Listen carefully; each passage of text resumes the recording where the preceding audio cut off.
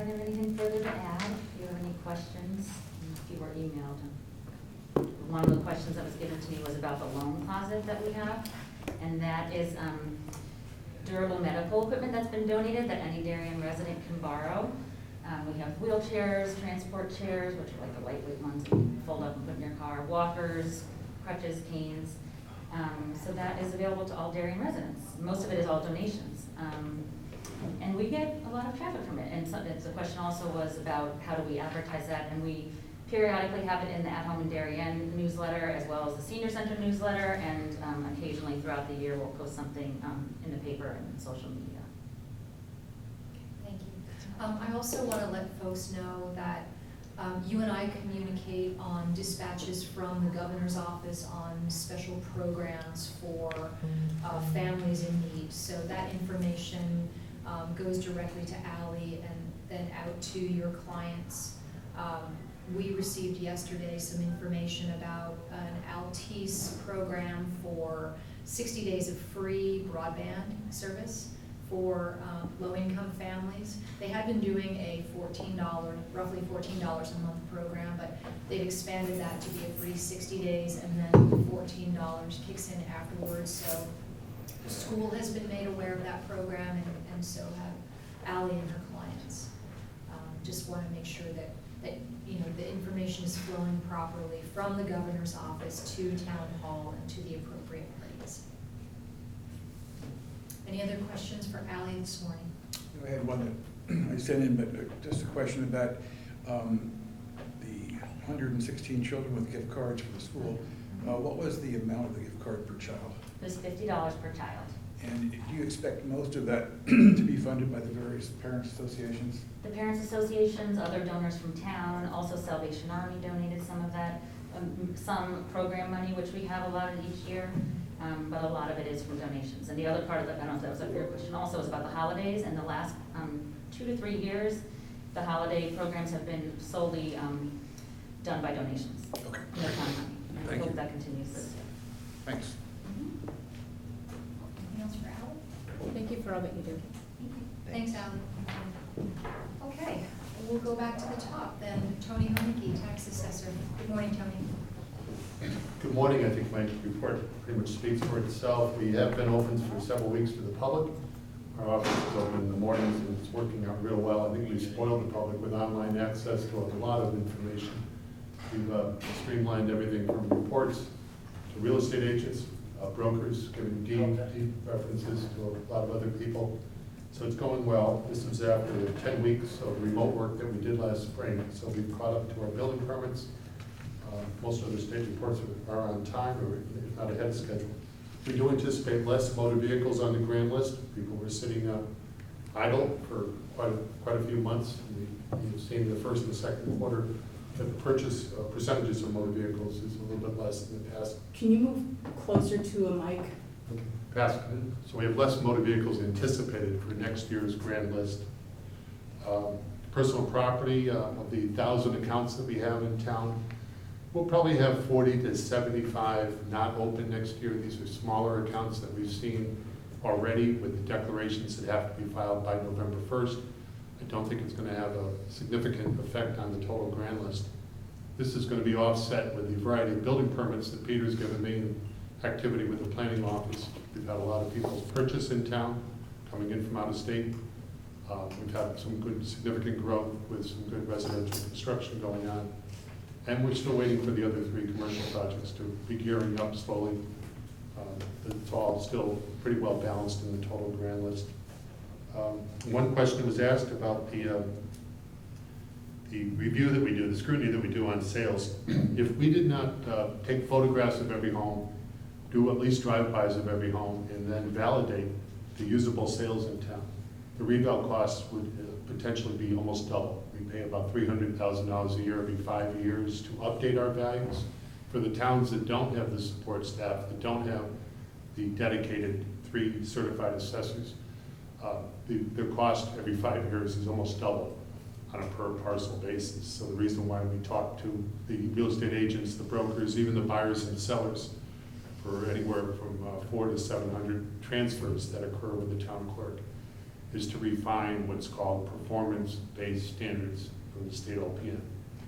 So that was the one question asked. I welcome any other questions you might have. Questions for Tony?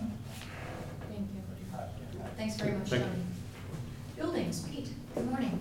Good morning. Pete, you probably need to come forward towards the mic. Okay. I don't have really anything to add to my report. The one question I was asked was about the Palmer project and the delay of that project. What we're hearing is that they do not want to get started during the winter months, and we're being told they're projecting it for a March start. But the other two projects in town are getting going. The federal project is going great guns, and the downtown project, they've started their culvert work, and once that gets done, you'll probably start seeing some demolition on Corporate Drive. How is the Playhouse project going? Playhouse project, they finished their selective demolition on the interior of it, and we have issued the permit for 3 commercial and I believe it's 4 residential units above. That's great. And they had a fire in The that fire that building? was in that same building turned out to be in the restaurant, but fortunately, it affected the vents for the pizza oven, which apparently have to be moved anyways for the project, the commercial project that's going on. So it wasn't as bad as first anticipated. Questions for Pete? I just have one. I didn't put it on the list, but since I told Dan Bumgarner, who's reporting to the Finance Committee tonight, that we've applied for, the Oxford School has applied for a building permit, but we're not there yet, right? Not there yet. I haven't seen it in my office yet. It hasn't come over from zoning. It has, okay, but I mean, they brought something down to zoning, I think. Right, I believe they brought it to zoning, and I'm just waiting to get it over to my office. And it's gotta go to health too, as well. Yeah, we did a preliminary review. We signed off so it could be sent up to the state. Right. So that was approved, so it shouldn't be much of a delay once it hits my office. Great, thank you. Okay, thank you. Thank you. Thanks, Pete. Okay. Post 53 EMS. Good morning, Joe. Good morning. So I don't have anything new to add to the report. I knew there were a couple questions on the transport outcomes. BLS stands for Basic Life Support, and those are the calls where we transport someone to the hospital and the paramedic is not on board. So either they were not dispatched, it was a minor injury or minor illness, and we transported without. The next question was about the Fractile response analysis, and this is a standard that's used to sort of break down and measure the effectiveness of our lights and sirens response. It has replaced sort of the average response time. So if I said, our average response time is 6 minutes, it doesn't really paint a full picture because we can have several that are 18 and several that are 1, and it doesn't really give us a good picture. So this measures the number of responses per minute. So you'll see, for example, we did 1 response, we got there less than a minute, it must have been in our parking lot. And then 9 in under 2 minutes, 20 in under 3. So I mean, it just sort of builds and it gives us a good representation of how fast we're getting to the calls that need to be responded to quickly, and gives us an opportunity to really measure for improvement. So that's the Fractile response time. And from all that I can measure, we're doing very well. So I'll take any questions. And paramedics are back at 7:01. Yes, paramedics are back at 7:01, and I can see that their vehicle shelter is up, so I think they're pretty much back to normal over there. So it is very good to have them back in town. We are looking for a more permanent solution to the vehicle shelter. Yes. Great. And if you could just share with me, I know that there was a hope that there would be some kind of a relationship built between the paramedics being at 7:01 and the residents at the Royal. Mm-hmm. Can you tell me anything about that? Has there been? So there have been some preliminary conversations. I have not been involved, but just in speaking to some of the medics who have taken their own initiative to walk across the parking lot and introduce themselves. I know that they've been given building access, which is key because that'll be very helpful, especially at night, getting into the building quickly. So We've started to have those conversations, and I think, informally to begin with, and then I think it'll be good to have them very involved over there with the residents and the building. Are the paramedics, you and I have talked about this in the past, and would love to see a more formal program utilizing the paramedics for wellness checks, Right. home visits. Would they be allowed to interact with the residents at the Royal to do stuff like blood pressure checks and whatnot? Yes, so the paramedics can do that, post can do that as well. Great, Vital sign screenings and Yep. things of that nature. okay. I'm thinking of a proactive relationship Sure. versus a reactive relationship. Oh, absolutely. Okay, wonderful. Very helpful. Any other questions for Joe? Thank you. Thank you you. very much. Okay, Mark McEwen, Emergency Management. I have nothing further to discuss with my report, but I would be glad to expand upon the questions that were asked. The law that was enacted in 2012 that was proposed is proposed to take away our radio license, as well as nationwide, many of the large municipalities like New York City, LA, Dallas, etc. They're hopeful that it will pass this year to repeal it. And when I say they're hopeful, there's so much going on in the federal level that I don't know if it'll ever hit the radar screen unless it's attached to a COVID bill. They're hoping, I'm hopeful that that's gonna happen because it will turn the country really upside down, especially the large municipalities. We're talking billions of dollars in expenditures to provide public safety with radio systems. So as far as the town is concerned, if it does not get repealed, the auction is already set to go forward. The FCC has already started the process. They have to do their announcements, et cetera. They don't expect any large sums of money to come from those auctions, which means that was supposed to offset what it would cost each municipality to build out a new radio system. So in our eyes, we're talking anywhere between $6 and $7 million in expenditure to move to a new radio system in 2023. That's the deadline to be off of that radio frequencies that we're on, and that affects fire, EMS, and police for the town of Darien. We are the only community in Fairfield County that is affected, which worse yet is we're the only community in Connecticut that's affected by this bill. So there's not a lot of push from our representatives as much as there are from New York City, Long Island, some of the bigger areas in the tri-state area. So it is a huge expenditure for us, and they tell people that they don't expect any money to be available because it's not going to garner the money they expected it to. Mark, can you please explain why we're the only town that's affected? So the best way I could put it is there's always been a shortage of spectrum. When they allotted this bandwidth, the TV stations were getting off of it. They were no longer using it to the degree they had in the past. So they allotted it to public safety, but it was very narrow. They said only if they reached the largest cities in the country, because all those cities were having problems getting new radio systems way back in the 60s and 70s. So they allotted the spectrum, and you had to be within, I believe it's a 50-mile radius of the metropolitan areas. So it's Boston, Dallas, LA, New York City, et cetera. And others like Norwalk and other municipalities were already set with radio systems, so really we were a latecomer to the game, if you want to call it that. And that was the only spectrum that was available to us at the time we tried to upgrade our radio system. I don't want to get too deep in the weeds, but there's low band, there's high band, and then there's the 800 frequencies. So 800 dried up right away. All the big cities tried to jump on 800 way back when. So we were only available to us at the time was that set of frequencies that had opened up from the television stations. In order to provide for FirstNet, which I know most of you have heard about, that was another reason they had to give back these frequencies. It was kind of a bartering chip, if you want to put it that way. So in order to allot money for FirstNet, this is what they garnered themselves with is, let's give back something in order to get something. FirstNet is telephone related, cellular, mobile network and data.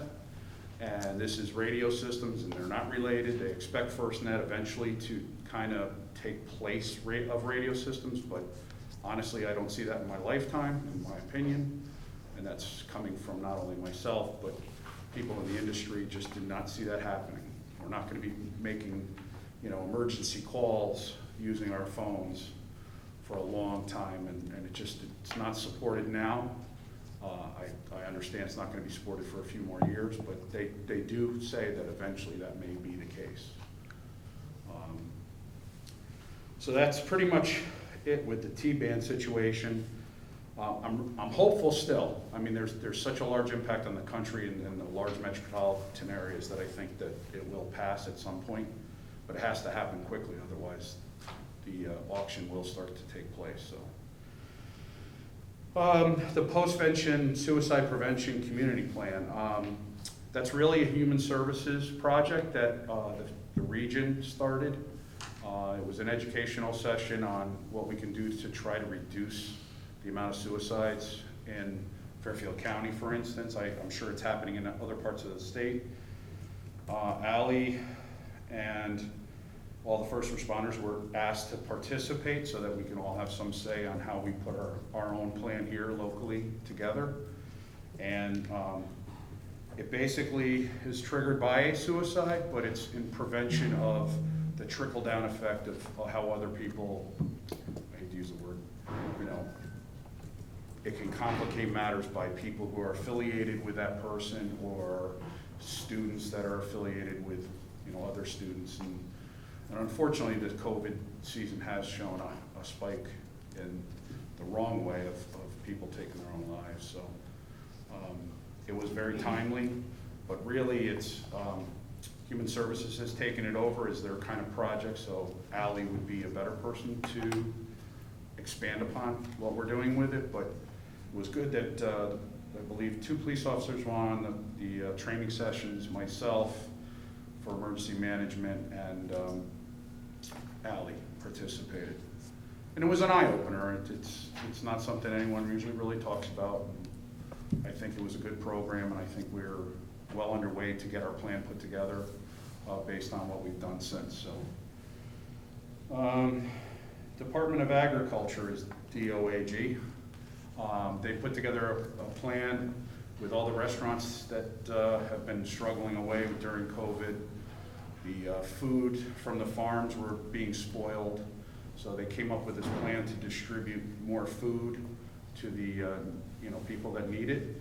And unfortunately, this particular program I mentioned is meant to be for like the food banks, etc. And I reached out to person, and at the time, I'm not sure if it's they couldn't provide this level of service or they were set in what they normally do, but they do non-perishable at person, and this is perishable food. So I don't think they have the capabilities to handle the food, and I don't think they could have the capabilities to handle the amount of food that the Department of Agriculture is allotting. You have to take at least a tractor trailer, at minimum a half a tractor trailer, so it's quite a bit of food for us or for person to person to deal with. Let's see, COVID.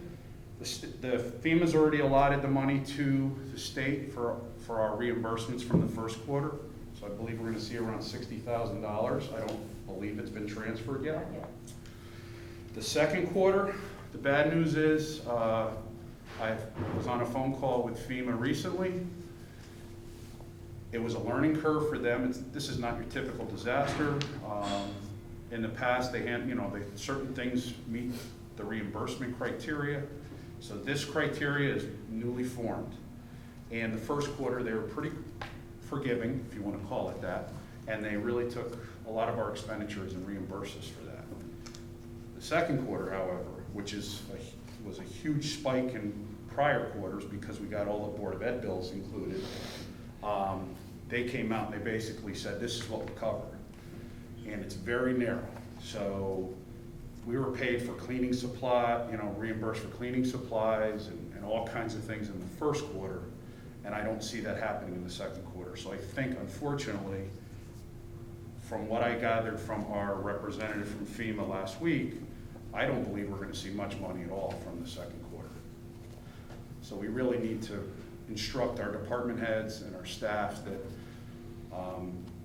you know, cleaning buildings is something that happens every day, every year. So they're not gonna cover any of those expenditures anymore. So we shouldn't be purchasing in a higher level of expectation of being reimbursed, in my opinion. We have to do what we have to do to keep us safe, though. So Is there CARES Act money? That would be the second place to. Yeah. There's 3 silos of money, and FEMA will not cover something else covers. So that's one of our obstacles, is to put it in the right pocket of money, so to speak. I think we've tried to do that. I think Jen spearheaded that very well. The Board of Ed has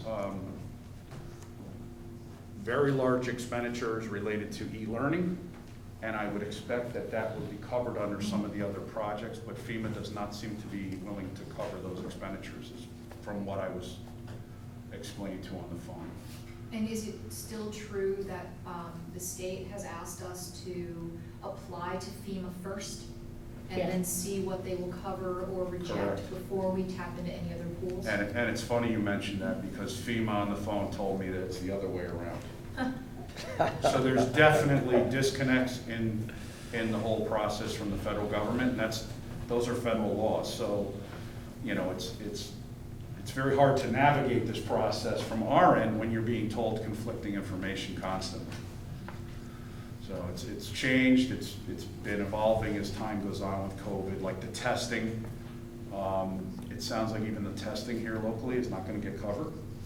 I don't wanna scare you away from being tested, because that's a different, you know, your test is not part of this discussion. This is about the tent and this, you know, equipment we need to provide the test.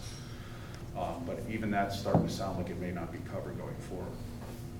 So- That's okay, we will ask the Board of Finance to Right. support that activity as long as the community needs the testing. So as far as things that are not covered by COVID, it's just everyone's budgets are handling the expenses as best we can, and I would imagine there'll be some future requests for transfers, et cetera, based on that going forward. The storm in August 4th, the state has basically given us the impression that the president will declare it. It has not been declared that I'm aware of. Usually I get an email from the state, I haven't seen it. The counties met the threshold and the state met the threshold, and those are usually indicators that, you know, it will be declared, but that's up to the president, so we'll see what happens going forward. Let's see, the home elevation. This one we can talk about for a long time. I'll keep it short. There's grants every year for flood mitigation, and there's grants that come after a declaration. Currently, it's still open as a declaration from a prior storm, which I believe was the Connecticut tornadoes. The state is going to get money, and it's just, they have to figure out where it's gonna go. That's still open, it's still pending. I had to fill out a bunch of further information to see how it gets processed going forward. I have not heard any comments since that, and that was done on September, I believe 11th, but that's just my memory. There's a new grant coming up for the same thing come November 30th. So it's a common theme. We've applied about 6 times over the last 5 years. So in my eyes, this may be a budget item where we hire a consultant to put together a very well-defined grant application. I've done my best to try to get this processed and approved, and we'll see what happens going forward. But really, it's just waiting to hear. Any questions? Questions for Mark? Thank you very much. I just have a couple, Mark, sorry. Sure, no, it's okay. So with the T-band issue. Yes. I know that I met with Congressman Himes, it's probably over a year ago. Yes. At the time, I don't think it really was raised to the awareness of many of our federal legislators. It probably would be time for us, for you maybe to draft a letter that we can send to Congressman Himes and ask for his continued advocacy. Sure. I think while it's great to be hopeful, I also know that a $6 to $7 million expenditure in 2023 will be difficult. So maybe we need to be looking at what our options are. If there are any options other than spending the $6 to $7 million, I'd like to have us have that laid out probably in the next year. Did Stamford or Norwalk take advantage of the farm food deliveries? I know the region has, I don't know specifically who. I assume it's probably Bridgeport and the large cities. I haven't heard. Okay, just thinking about person-to-person service area. And do you know if our public schools have a suicide prevention protocol, curriculum? Is there someone? I know they've always been involved in that. I mean, they have been very proactive, and the information we received in the training sessions, all of the planning was done through schools. So almost every school in Fairfield County has a plan, but it relates to the student body. It doesn't expand in other areas. So it's more about networking with the schools and their staff to support the families and the community of the schools, but it does not go past that. So this is kind of to pick up the other way around, and it almost mirrors the same concept of, providing services, making sure that the counseling is available, et cetera. So it's probably they had it a long, I'm going to say decades ago from what little bit of my knowledge is of the school system, but I know that in the past they would send notices out that there was a sudden death or whatever in some school somewhere. Sure. Yeah, I'm just trying to figure Without out getting into the what we do services. proactively about suicide awareness and prevention. I know there's always been a little bit discussed and promoted, but it's not to the level of that. This is really trying to get to the point where the first responders that are aware of it provide some level of services to the family members, and goes a little bit past providing it as far as an awareness, so if they want to receive something they can, but we're not there to push anything on anyone as well. It's a response to an event. Correct. Understood. Okay. Thank you. Any other questions for Mark? Thanks very much. Okay, Jen, finance. Good morning. Morning. I just have 2 updates on my report. We have received a draft audit. There's a couple of open items that are outstanding, but we're actually further along than I expected us to be at this point. And then on COVID, on my report, I had mentioned that our current submission for state CARES money was $26,227. Last week, we had a call with the state about this program, and kind of along what Mark was saying, with FEMA having narrowed what is considered eligible, the state suggested that if there are items that we were submitting to FEMA that are expected to be ineligible, we should remove them from the FEMA claim and submit them under the CARES CRF money. So I emailed Mark yesterday about a couple of items that hopefully we can remove from FEMA, submit under here, and that will maximize our CARES submission to our full allocation, $40,282. Then there was a question about kind of looking forward on COVID expenses and fiscal 21 year to date.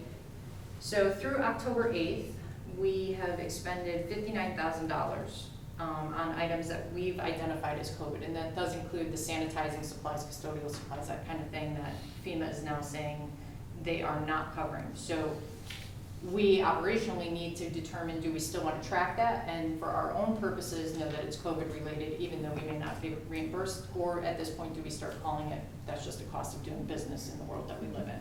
So for now, we're going to continue to track those so we know what we're spending on them, but I think it is a bigger discussion. So of that $59,000, the largest item was related to our beach security. It's about $30,000, and I think you'll be seeing a transfer on that. Other than that, we had $8,000 of legal expenses, and then it was really smaller items for cleaning and custodial type items. overall, I would say that if this level of spending continues, we will be fine on our expenditure side. We'll be able to cover things through internal transfers and through contingency. What we have going forward is elections. So we are going to have temporary personnel, some additional supplies, that sort of thing.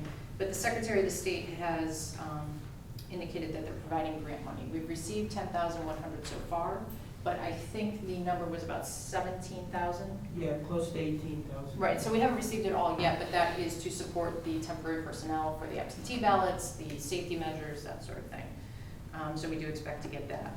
As Mark said, our FEMA reimbursement will be much smaller than what we were getting for the first claim submission. And then other impacts are, we're seeing impacts on the revenue side for program revenue, but it's offset because we're not spending money on the program expenses. So in the general fund, we have some moderate impacts on programming revenue and expenditures, but I don't think it's really going to impact our overall general fund budget. Where we do have a significant impact is in the parking fund. Revenue is down significantly, so that fund is a self-supporting fund and is feeling a big impact from COVID. Questions for Jen? Just as a follow-on, Board of Ed Chairman Tara Ockman and myself have been invited to join the Board of Finance tonight to review these COVID expenditures. So there will be a report that we send in advance to the Board of Finance that the Board of Selectmen will receive at the same time when it's ready. Any other questions for Jen? Thank you. Okay, Fire Marshal. Good morning, Bob. Morning. I have nothing further to add in my report. A couple of questions that I have that were asked. How are the blight conditions for commercial properties handled? Under the town's blight ordinance, there is nothing for commercial property. It only addresses residential property. So there is really nothing that within my office for blight that we have no power to control. If it becomes a building hazard, there's something possible that, under the building, zoning, fire hazard, but other than as blight, there's nothing that can be done for commercial properties. And all the complaints that we had were all addressed at the Palmer property. Essentially, everybody that complained wanted the town to take over the property, tear everything down, and build fields. Was about, out of the 40-plus complaints that we got, I'm going to say about 35 all said the same thing. Not parking? They wanted fields, not parking? Yep. They wanted the town until the project was going to resume, they wanted the town to go in, tear down everything, build fields, and then when they were ready to resume the project, rip out the fields and do the development. Wow. Why not? So. And then on the illegal apartment issue that we've had in a business on the Post Road, it was originally found back in 2013. The owner was served notice to remove it as an apartment. She complied. A few years later, we get a complaint from the fire department because the alarm went off. They found that once again it's being used as an apartment. Same thing happened this year. This time we went back and served them with a formal abatement and what is known as a Directive 10 from the State Fire Marshal, which restricts the use of that area of the building. It does not have sufficient egress. The only way in and out to the apartment is actually through the business, and there are no sufficient egress windows. So it is a non-code compliant. Now with the State Fire Marshal's office involved, we can move forward. If they violate again to go to court, they can be fined anywhere up to $200 to $1,000 or more, and or up to 6 months in prison. So we're fairly confident that the owner is not going to try to proceed with the apartment. Rumor has it that she's going to go to planning and zoning to see if she can get an apartment approved for the space. Thank you. Questions for Bob? Then we had one other blight, the beginning of a blight complaint at a restaurant, and it was actually handled by the zoning commission. It was the Fuji restaurant was painting the roof pink. And our zoning department intervened on that a bit, but we also have levers if it's a food service or an establishment that's regulated by the health department. The health department becomes another agency that can help mitigate. Thank you, Bob. Okay. You guys can go. Yep. Thank you all very much.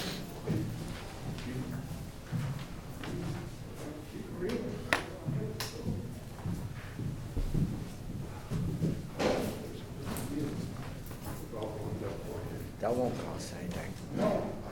That's Well, aside from all the other complications. Phenomenal to me. You know. Absolutely phenomenal. Financing. That must have been a coordinated effort. Yeah, I think it was. I've never heard that. That is outrageous. Because when it's your turn to speak, if you came forward towards the mic so that you can be heard better, okay? Say that one more time. When it's your turn, come up closer to the table, like maybe in front of that middle chair, so you can be heard better. Okay, so I don't see David. You don't see David. No. He might still be on his Okay. other call. And Lori is not here. Lori's not here. All right. If you have any questions about Lori's report, please give them to Kate. We don't have IT here.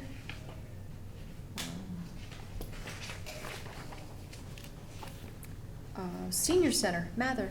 Good morning, Beth. Good morning. Right here? Yeah, if you come forward today, because the microphones need to pick you up.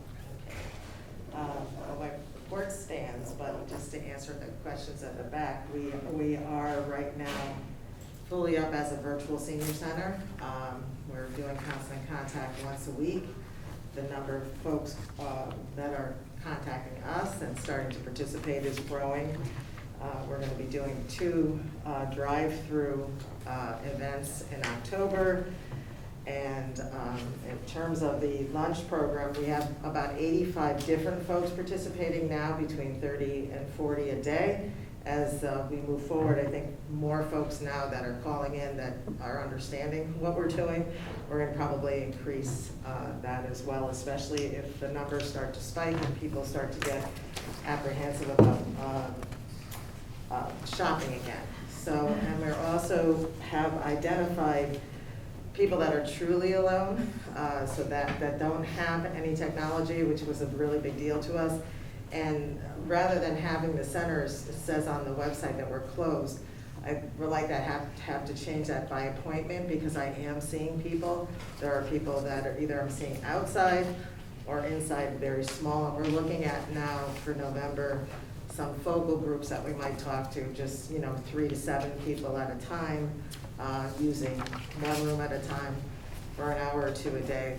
So we'll see how that goes too. We have a lot of folks that are ready to come back, that want to come back, that want to come into the center, but again, we have to make sure that we can keep them safe and keep the staff safe too. So, and the drive-through lunch is probably going to continue through, I would say, the winter to early spring, because eating in would be the last thing that we would be able to do. So, but. Okay. Are other senior centers now open to the public? None that you know of? No one right now. The 14 of us meet every Wednesday. We're sharing all of our virtual programming, so we're kind of cherry picking what some certain folks are doing, and we can go free onto each other's senior centers, so there's no charging. We're all helping each other. Right now, the way that people are open is the same way that we're doing it, by need and very, very judiciously. Most of them are looking at, if they're going to do an incremental opening, they're not looking till January. We're sort of a little ahead of that curve, but that's pretty much the 14 of us. We meet on a regular basis, and we meet with 169 of us throughout the state. So we're actually planning a big event for all 169 of us for the holidays. It's a Wonderful Life is the theme of it, so that we can see everybody around the state, and all of the senior center staff will be represented on that too. So there's been a tremendous amount of collaboration. We meet, the state meets once a month, so we're working. Very nice. Do you have the technology that you need for virtual programming? right now, yes. The go-to-meeting is the format we use here. Many of the other senior centers are using Zoom. So we're collecting, if people want to go to the other senior centers, names and addresses, and then we're registering them ourselves so that, you know, it's not coming forth from our, you know, they know that they're coming from Darien and they have to send them the links. So that's how we're working it. Okay. Yes, Krista? Krista? Krista, you have a question? She may not be able to say it, if she might be in the chat. Her mic's open. Had this problem last night. Krista, we can't hear you. Are you trying to ask a question? No. Just one other thing, we are doing the newsletter again in paper form, so people are picking that up. It's online, of course, but there are people that prefer still to get it by hand, so people can stop by and pick that up. Just as we did the flu shots, we helped with the people that know technology. We made the appointments and send them to Michelle. So we're trying to be available to folks that don't have technology. Okay. Yes, Sarah? To that point, first of all, thank you for all that you're doing to keep our seniors engaged. We appreciate it. Are there seniors that are in need of technology to remain engaged that would like to be? What we're working on right now is we know folks that have technology but don't know how to use it. Right. So right now we're getting a group of volunteers so that we could either talk to them by phone, but there's many folks that we're gonna end up having come in with their iPads Right. because they just don't know how to download GoToMeeting and that kind of thing. So we're starting to offer that. The people who have no technology tend to be 89 and above. We're finding that too, and they don't want it. Right. So that's why we're trying to cultivate something else that we do for them that's more outreach. And some are actually being driven by friends so that we can all talk to each other. So we're gonna have to be developing some more ideas around that. But for the folks that have it, that don't know how to use it, that's the next group that we're tackling. Thank you. Okay. So Beth, Krista asked, are the other 14 centers accepting people from other towns, and how is that access working? Yes, we are there for now. We are all, because it's for virtual, it's not for in-house. When this plague is lifted, we will all go back to, doing our residents by priority. But right now, as long as the Zoom, like if it's a Zoom presentation and it's up to 100 and some odd folks, nobody's been overburdened yet. That's been over. So we've been able to not refuse anybody from other towns, as well as they've not refused us too, so. Any other questions for Beth? Oh, thank you so much. Okay, thank you. Parks and Rec, Pam, good morning. Good morning. Okay, so my report stands as is, but you did have some additional questions for me.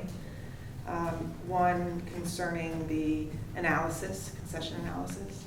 And it was determined by our commission last month that they think right now it's a little bit too big of a too big of an ask for our department to take over such a big production with 3 different concessions. So they're in favor of trying to go out to bid as we have in the past, but I think we need to have a discussion about the equipment that we had put in for the capital, because as it still stands, we don't own that equipment. So in the past, we've found that when we go out to bid, we don't get the variable vendors because they would have to expend X amount of money to put equipment in there. So our hands are kind of tied, and so I think at this point, the commission will have a conversation about this and hopefully come to the Board of Selectmen and then the Board of Finance and see if we can get some funding going forward. Any questions about that? So just to follow, you want to figure out what equipment you need first before you put it out to bid, so you can tell the vendors during the bid Correct, process what you and want. with the analysis too, they had recommended some additional equipment based on how they felt it would be more profitable. So the current equipment right now, their suggestion is to consider purchasing and talking to the current vendor to see either he takes it out and we purchase all new, But in this climate today, because of the pandemic, and all the restaurants that have gone either under, there's an excess of equipment out there. So I don't think that we would even consider purchasing new anything, you know. So there's ample, you know, unless of course we could find particular things. But I thought his analysis was, you know, really interesting, and you know, some felt it was very aggressive, but he saw the potential when he was out here of the amount of people, you know, he loved every single facility and could foresee a profitable business with that. But you know, are we in the food business? People will ask, you know. In my opinion, I think that we have some beautiful facilities, and they're ours. And you know, it does cost a lot of money to run, and you know, so I think we should consider in the future looking at both options. But for now, stick to the same plan. Okay. Krista wants to know what the timing is for moving forward with replacing the equipment, and will that be in your next budget request? The commission will have to have that discussion. We haven't had that yet. I anticipate it will be, and but I do anticipate that we're going to need that this fiscal year, not next. Mm-hmm. Next is too late, so we really need to begin those discussions about this opportunity. And I have to meet with Rob from Uncle's Deli and talk about his current equipment. And but we have time. But we should have all this in place by at least, I would say, March 1st, so that we would be prepared for summer. I would just add on that the report seems to indicate that the existing vendors, whatever, were not always open for business. And so that's something the commission certainly can insist upon when they negotiate a new renewal. Without a doubt. Yes, we need consistency in order for it to be successful. Correct. Yeah. I can agree with that. Okay, and then the other question we had was in terms of the projects, Pantry Improvement Project and the Wheat Beach Improvement Project. I think the commission and myself, we have to have a discussion with Board of Selectmen and decide, because right now I keep referring to it as, until further notice, we're on hold. And nowhere or did I ever understand that it was canceled, just on hold. So we'll have to have that discussion and find out whether we're in a better climate to restart this. As for Wheat Beach, it was a donation that we were seeking, partnership. I have been in touch with the president of the Area Athletic Foundation, and I'm very happy to know that they are very excited to continue with the discussions with their vendor to see that we can try to reduce that budget. I have gotten confirmation from Ed, Public Works, that he has the necessary fill that would help reduce the budget, as well as some of the material left over from the Highland Farm project that we would be able to utilize in that project. So that's exciting because that will help reduce that budget. So I'm hoping that we will schedule a meeting with DAF within the next couple months to try to just have a discussion about what that budget looks like, so that then we can come forth and talk to the Board of Selectmen about that. If you need Phil, we want to. Sorry? If you need Phil. More? Yeah, we want to talk. He's your guy. We need Real soon. We will need quite a bit of fill, and that was How about all. 20,000 cubic yards? That will make the vendor very happy, because that was driving costs up. Yeah, you guys need to talk. Yeah. We got to talk soon. Yeah. Wow. I'd be happy to do that. Make sure it's involved in the. Yeah. Yes. I love it when a plan comes together. Yes. We do some from our yard too. I'm just giving up the top of my point. So that's where we're at with those. As for the anticipated costs of the security this year, typically over the historical numbers for the security guards in the gatehouse have been approximately $50,000 across the board. Obviously, this year, we made a quick decision during this pandemic. I thought it was a great decision to put some extra eyes at our parks. We hired patrol monitors, that was 2 on top of the 2 gate guards. And of course, we adjusted as the season went along. We saw some gaps, we saw some things that didn't need to be filled, we reduced hours, we extended hours, we really tried to figure out what was the best scenario. So the end of fiscal year 20, it ended up being approximately $83,000, the cost. I'm projecting for 21 for it to be $96,000. But again, it's an approximate because we have to decide and make some decisions about how we want that to look. In my opinion, I don't think that we need 2 park monitors. I think we can get by with 1 circulating, but we don't know what the climate's gonna look like and where we're gonna be. When you say $96,000 for 21, are you talking about the 21 beach season or the 21 fiscal year? 21 fiscal year. So by the end of June of 21, I'm projecting it will equal out to 96. But again, that's a general estimate. So that's part of this past summer and then the beginning of next July summer? 1st Okay. till 21, June 30. The feedback that I've heard was very positive about the monitors. Mhm. We'll just need to figure out the budgeting. Yeah. Right. And whether we scale down, what do those hours look like? And so going into fiscal year 22, with that same idea, I think with the current vendor, we would be looking at approximately $90,000 to have the park monitor and the 2 security gates. Or we make a decision about whether or not we actually handle it like some other towns have, and they've hired seasonal attendants. And because again, how the current climate is at that time will drive how we choose to go forward with that. The Norwalk had seasonal hired employees that did similar to what we were doing. I feel we made the right decision because I think at the time of the seriousness behind the virus, we needed somebody out there in a uniform and able to handle the situation of, social distancing and making sure the beaches and the parks were safe. So I think it was worth the expense. But moving forward, the commission will have to make some decisions regarding that. Any other questions on that? And should we make a joint meeting in October on the chemicals on the field?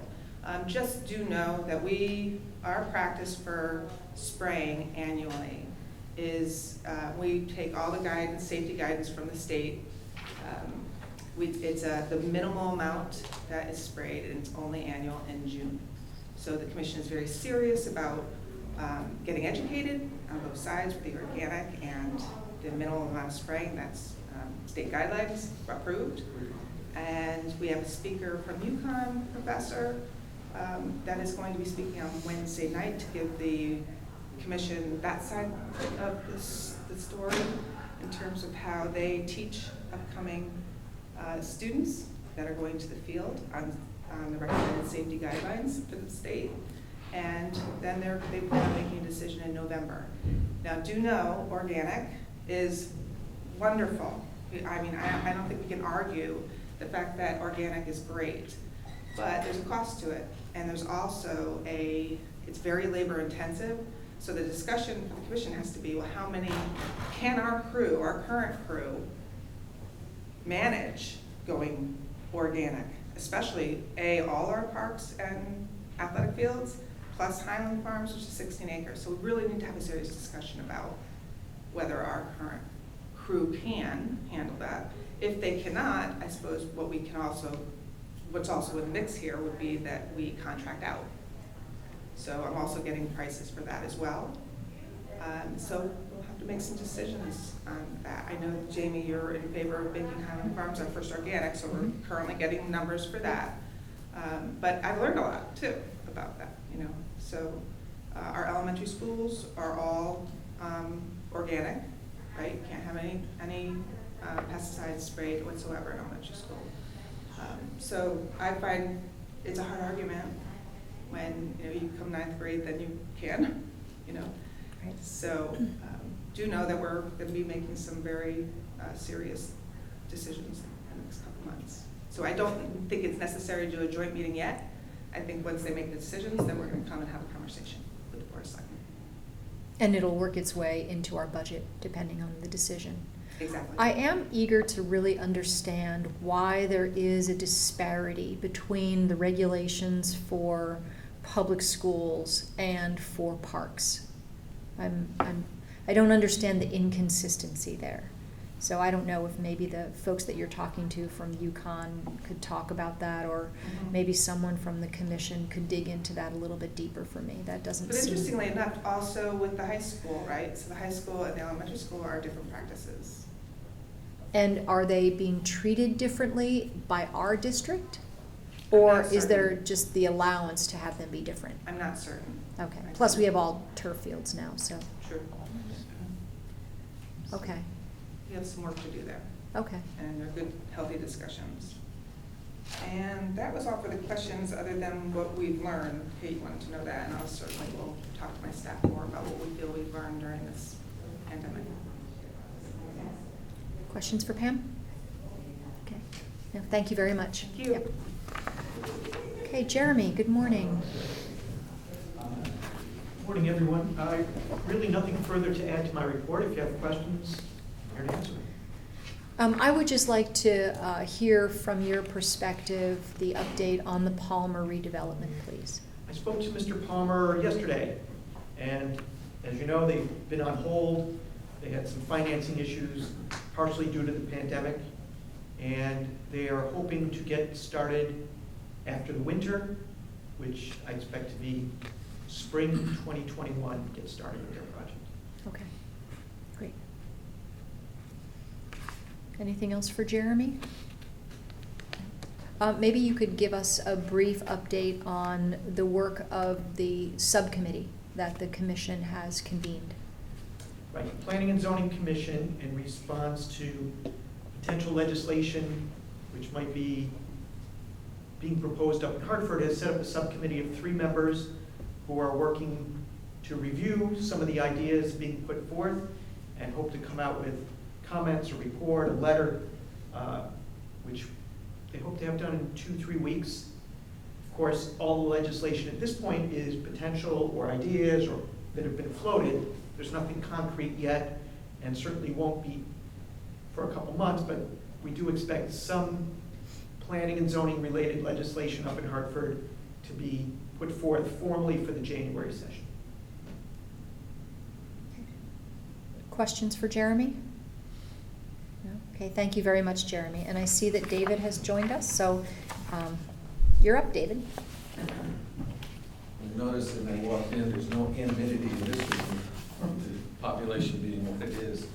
I do have a couple of comments and updates from my report. One is that we typically have been releasing our weekly summaries on Tuesdays. We're going to push that off until Thursday, starting this week, to have it be coordinated with the new state report that is providing the rates of illness per 100,000. So we want to have, the good part about that is that we'll have a reference and a link to the state site so that you can see how what's happening here in Darien compares with what's going on throughout the state.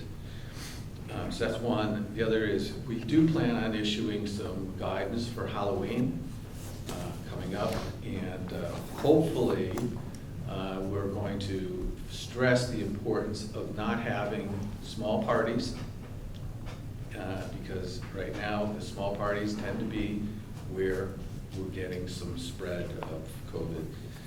Knock on wood, so far things have gone well with the schools and school reopening. That's been a very, very good bit of news. We are in daily communication with the director of nursing there and working very closely with reports and follow-ups. We are having our flu clinic today. We have transitioned from an open format flu clinic to one that is exclusively by appointment. And through the end of this month, we have 2 more. And we typically order 350 doses of vaccine, and which is what we did this year. We still haven't received it all. We anticipate having it in time for the rest of our clinics. And we have allocated all the vaccine that we ordered through the scheduler online. And there will be no more. The next batch of vaccine availability, according to our supplier, would be a different type of vaccine, and it will not be available if we were to order it until the end of November. So at this point, I think when we're done, by the end of this month, I think we'll be done. Unless there's desire to order more, buy more, which is the more expensive blend, and have it be available for December. So with that, I know that Kate had sent me some questions. Yeah, can I add one just before you talked about the state website? You will still update the COVID for the town? Yes. Just changing the date? That's it. Okay. That will still, it will be changed to Thursday, and the additional piece on that will be to link it to the state website. And their informational release, it's probably later in the day. So they're not tied into any particular time for releasing it. We will try to have our update done before noon on Thursday. So there's going to be a time lapse, and the numbers are not going to match. So when you see that we have X number and the state has X plus or minus, that's going to be because the timing is different. And they're also using a different time frame for the report. Theirs is a week. They're going from Sunday to Saturday. Ours will be running in real time to Thursday.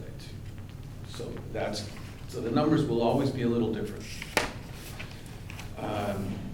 But it will be, we will still have that weekly summary in the same format. So I had some questions from the board that I'd like to address. Have we received complaints regarding Murphy Medical and its administration of COVID testing? Murphy Medical has been doing the testing since March. And at the beginning, there was some question about timing and getting responses, and there were some glitches with messaging, admittedly. I am not aware of any issues with reporting in months.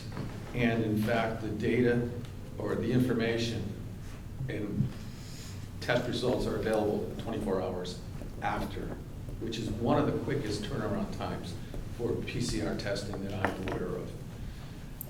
They routinely report back to us tests that were done Monday. We'll get a summary of those test results this afternoon, so we'll know how many people were tested in town, how many came from out of town, and how many positives there were. So far, they've administered over 1,000 tests in town to this point, and I'm knock on wood, pleased to say, we've only had 5 positives here in town, and they were all in July. So since that time, we haven't had any. Did that answer that question? If I could add on to that. So all the labs were struggling in Connecticut and nationwide early on with testing. It wasn't unique to Darien. It certainly wasn't unique to the state of Connecticut. And I've begun to do an analysis of from David's spreadsheet to show the time of the test to the date of reporting it into the system. And in some cases, it was as long as 39 days, which is crazy. My understanding that Steve Murphy of Murphy Medical saw the capacity challenges with Quest Diagnostics and LabCorp, the 2 primary nationwide lab providers. He bought his own lab equipment and is now doing his own testing in his own laboratory, reducing the wait time for the results to 24 hours, which is great. Yes. Yeah, it's really, it's a great service for the community, and I'm pleased that we have it. There's the next point was the link in the report takes me to a page not updated since May of 2020. You have the most updated numbers. I'm not sure what link that is, but I do know that I had a typo in the Corona test CT reference to Murphy Medical. The other one brought us to a current page. The report to the board on our website has that correction made. I'm not sure if there was some other issue associated with a link. My report mentions that the largest increase is in young people through sports and activities. What do you recommend to lower the current rate of infection? Well, you know, we're not going to stop sports, apparently, and we're not going to stop activities. The governor made it clear yesterday that decisions regarding sports, including club sports, would rest with the communities. And unless we as a community want to say no more sports, then there will be sports. Not sanctioned by schools, but there will be sports. I had a conversation over the weekend with the director of the Youth Football League, where there was a potential positive, and I suggested that football is just basically a contact sport that's high risk according to the state health department. CIEC and the state health department have recommended against football. They're going to go ahead and play football. There is a risk associated with that. So what can we do about that? As far as parties, what we're going to say is, again, Halloween parties, be careful with them. You know, there's a lot of spread associated with family get-togethers. Not to say that we shouldn't have them, because we need them, but just be careful, wear your masks, and don't go bobbing for apples. I'm sorry, David, can you go back to you mentioned a potential football exposure. Can you talk a little bit more about that? Because I think if that's the case, I'm remembering, it ended up being not a positive case. Well, it involved, yes, the potential case had to do with testing methodologies, and and this is a whole nother topic, has to do with the types of testing that's being done and that's offered to the public. And currently, the rapid test, which is very popular, where people really want to know in a hurry what their status is, whether they're COVID positive or not, tends to be an antigen test, not the PCR nasal swab, but an antigen test. Totally different thing. They're looking for particles of molecules versus looking for RNA, which is the PCR test. The antigen test is something that can be done in a very short period of time. It's the rapid test, and it's very attractive to people, so people go get it done. However, in an asymptomatic person, it's not very accurate. There's a lot of false positives. Antigen testing should be only done for those people who are symptomatic, and not just to get tested before you take a trip or when you come back from taking a trip. And it shouldn't be the opt-out from the state travel requirement either. It's got to be a PCR test. So the gold standard for testing is PCR testing. What happened with this particular student was, or player, was he got tested, was tested, antigen was positive. Had no known contacts. We interviewed him, his family. Nobody in the family was positive. Got an antigen test. The whole family got another antigen test. They were all negative. And then he got a PCR test, and that was negative. So in conversations with the Department of Public Health, the feeling is that with no known exposures to a positive, and subsequent testing PCR negative, there's no reason to think that this individual is positive COVID. So he was released, and they can play football again. Now, on the other hand, I did recommend to the director of the league that, it could only be a matter of time before we do have a positive, and it spreads through the teams, and then everybody would be quarantined. But we kind of dodged the bullet on that one, and I'm pleased to report that. But the important thing is types of testing, and there is a new program that has been announced by the governor to enable rapid testing for schools. Program coming out that it's a little card, you can saliva test and get instantaneous results, and they're going to be promoting it for the schools. That will be specifically targeted for kids who present to the nurse's office as being sick. It's not to check asymptomatic people. It's not to do a survey of school children. in general. It's meant to check people who are really presenting with symptoms. Does that answer your question? Yeah, there's one, for the public consumption, one detailed clarification that I'd like to state. A nasal swab. Think of a Q-tip, right? If anybody's gone to the rapid testing sites, basically they use a Q-tip and put it inside your nose. Very non-invasive. I think some of the testing, you actually do it yourself and you hand it back and then it goes off to be tested. That is the antigen test. If it's easy and comfortable, that's the antigen test. The PCR test, while they might call it a nasal swab, I can assure you that it is actually a sinus and brain swab. That's what it felt like to me the few times that I've done it. There's a dramatic difference in terms of comfort, but I think with the slight discomfort, the momentary discomfort, comes a much better sense of the efficacy of that test. So, using that term nasal swab, I think is confusing sometimes to people. Right, deep nasal swab. Deep Very nasal deep. sinus. I can yes. attest to that as well. Status of the grant funding for adding staff for contact tracing. As soon as I leave here, I'm gonna go work on that. We need That to brings get that up done. something else I'd like you to talk about, the different levels of contact tracing. I know you mentioned it last night at the RTM meeting. Please share what's happening at the schools and what's happening here and then the state. There's different places where it's happening. Well, we're all looking, with respect to the schools, we have daily communications with the director of nursing.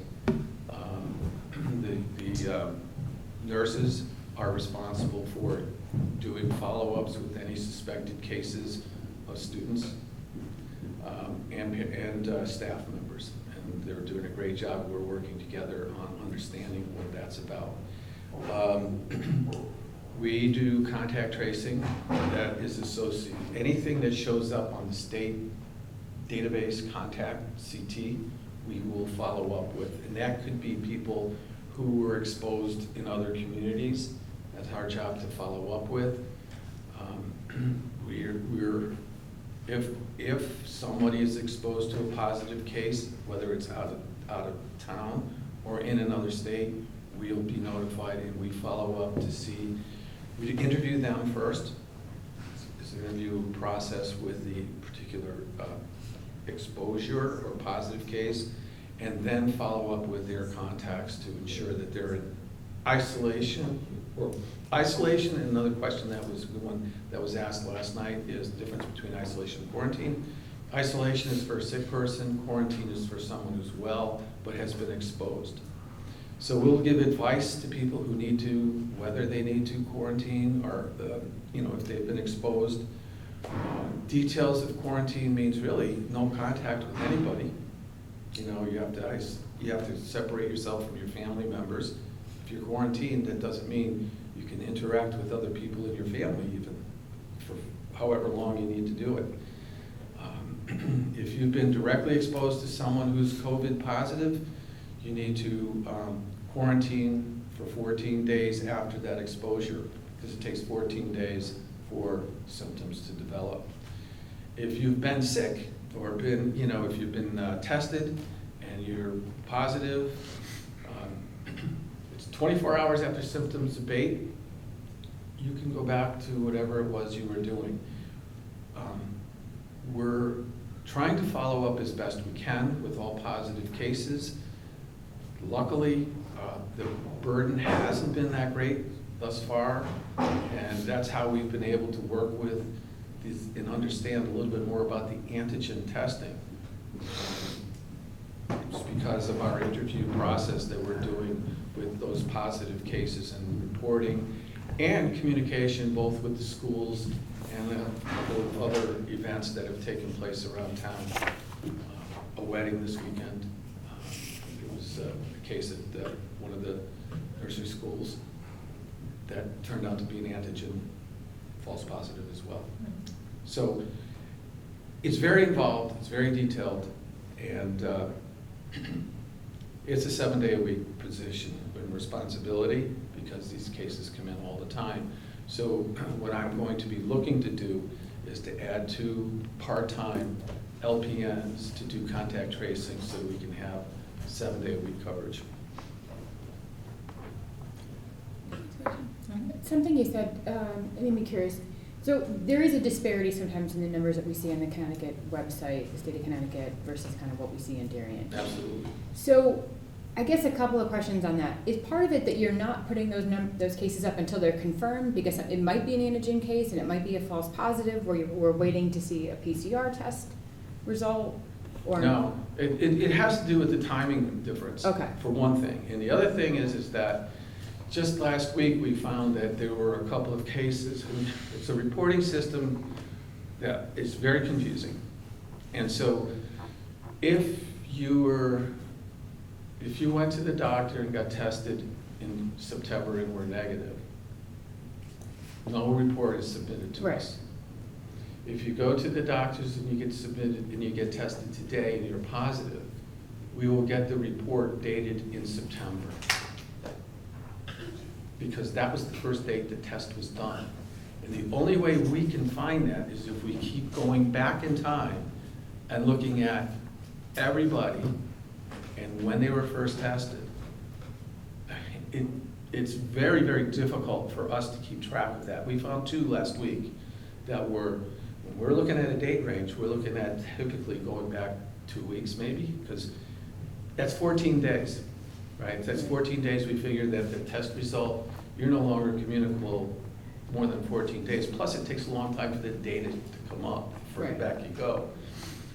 But we went back last week and reviewed September, and again, we found those results in September.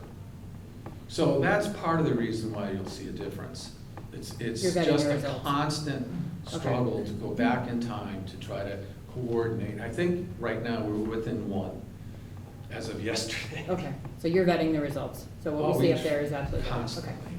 Okay. Okay, is it possible if Murphy Medical is reporting to you the next day that you might know before the family does? He's now reporting by name. Okay. So, but you don't get the results before like a family get the result. They should have the results first. Okay. He will notify them first. Okay. And he'll absolutely notify us at the same time. Okay, now, got it. Just the point is that, as I said, the last positive was in July. For Murphy Medical. For Murphy Medical, okay. For Darien residents. There have been positives for residents of other communities, because it's reported by zip code. Right. And so I just get a zip code summary. Okay. So the recommendation would be to get a PCR test. Yes. To know. And then following your conversation, I guess, with the individual from football, wear the masks. I mean, is the guidance kind of for the youth, wear the mask, try to be safe, be social distanced, to try to prevent any additional cases you're saying? Wash your hands. Wash your hands, okay. Yeah. If we dodged a bullet, what else can we do?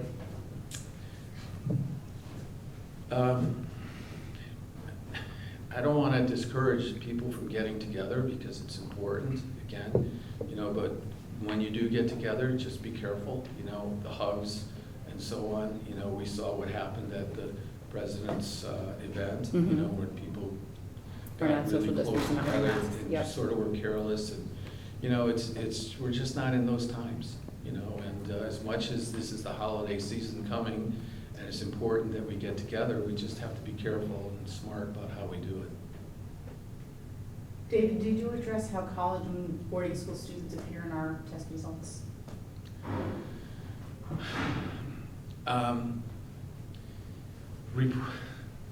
Thank you, Kate. Sorry. Do you have time? So anyway. If you want to address test results are reported by residents, where people live. And so if someone's in Idaho and they're going to school in a dorm in Idaho and they get tested in Idaho, and they're a Darien resident, I get the test result, even if they're in Idaho, or Colorado, or Michigan, or Wisconsin. And that has been happening. And so what we've done in that case is we contact the state health department to get them off our database, because they're not living here. If they're living here, now we had a couple of dorms that, one in Rhode Island in particular, that closed and they sent the kids home. So instead of keeping them there, they were sent back here, and he tested here and was positive. So here's our case. So it's that's part of the interview process. When we see somebody that's of that age group, that's the first thing we look for. Are they living here, or are they living somewhere else? One concern that I've had that I have not gotten a clear answer of is I'm hoping that when they were reported in Connecticut for an Idaho kid, that they're not being reported in Idaho for an Idaho resident. So there's double counting, because that'll mislead the data, obviously, but I don't know that yet. Did that answer your question? Yes. Let's see, you refer to drive-through testing. Testing that's done through our drive-through is strictly PCR, deep nasal swab, nothing else. That's important to know. Thank you for asking that question. We've been through the discussions on antibody testing and antigen testing, and neither of those we offer, because the best information is obtained through the PCR, deep nasal swab. And I did mention we are on track to finish flu vaccine by November 1st. That's the first time we've ever done that. We've never gone through our vaccine before Election Day, and we will this year. And that is all by appointment. So, any further questions for me? No, thank you very much, David. Thank you. Appreciate that. I got a note that Joan needs to go next. Oh, I'm actually good with everything. If you want me to go, I'll go, but. If you're on a time schedule, we'll accommodate you. Okay. Thank you. I have an article here, which I couldn't include, but I will. People have asked questions as to why bank rates are so low, and this is from the Wall Street Journal. And, so you can read it at your leisure. The only thing I have to add is I have gotten,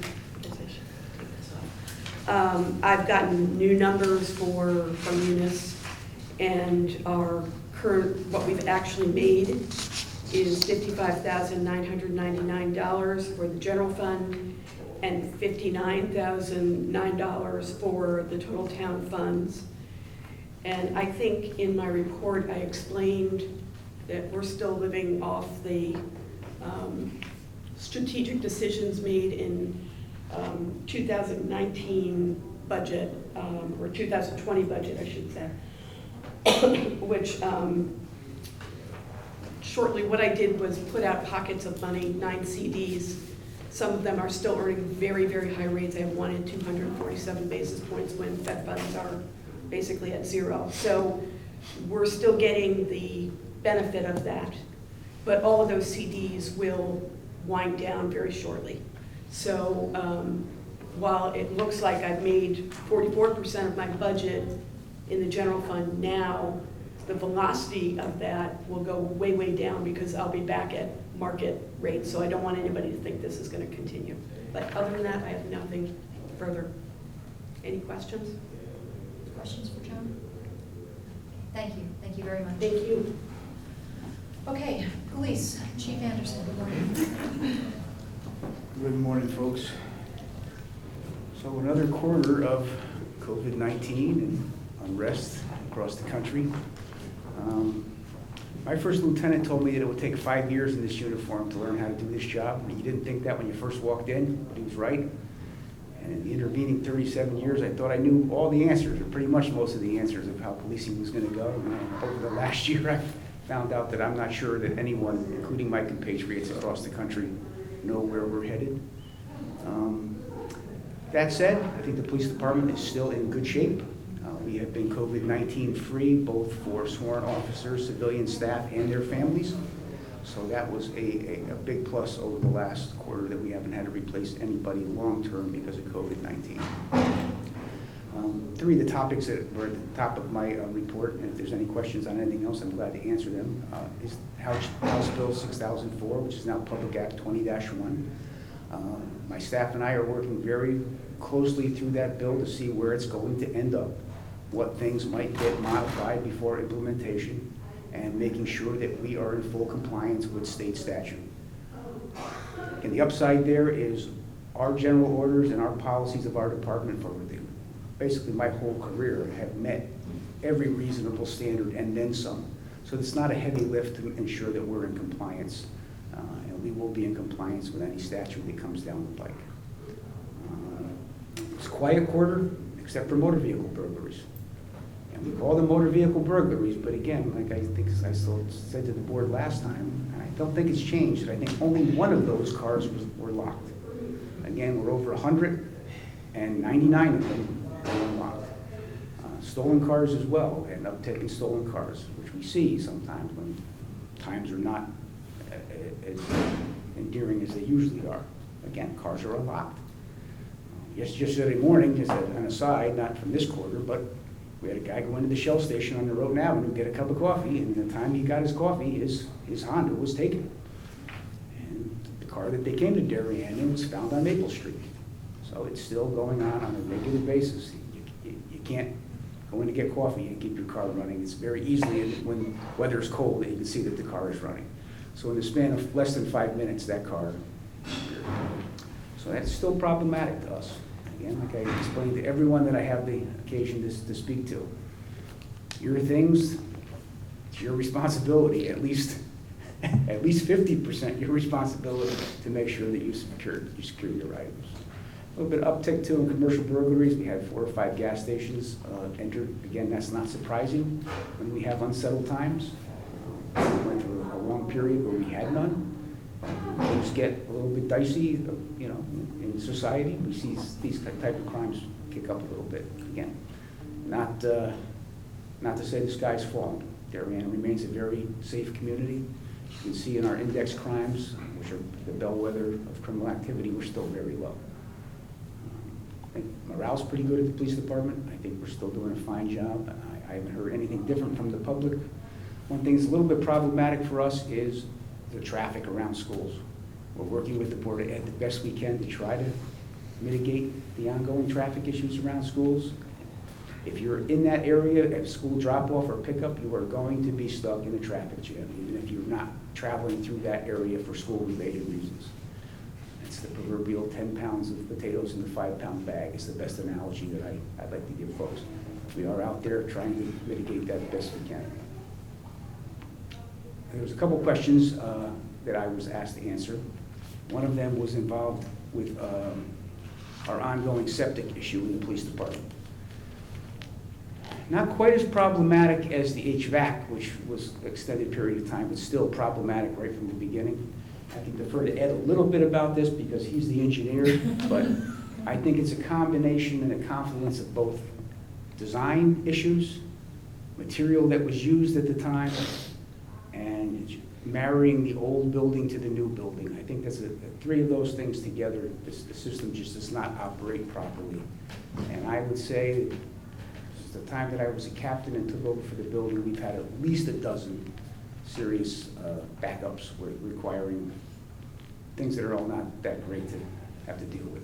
How much of it is the non-flushable wipes going down the system? Well, the last couple times we have not found things that are not supposed to be in our system. Okay.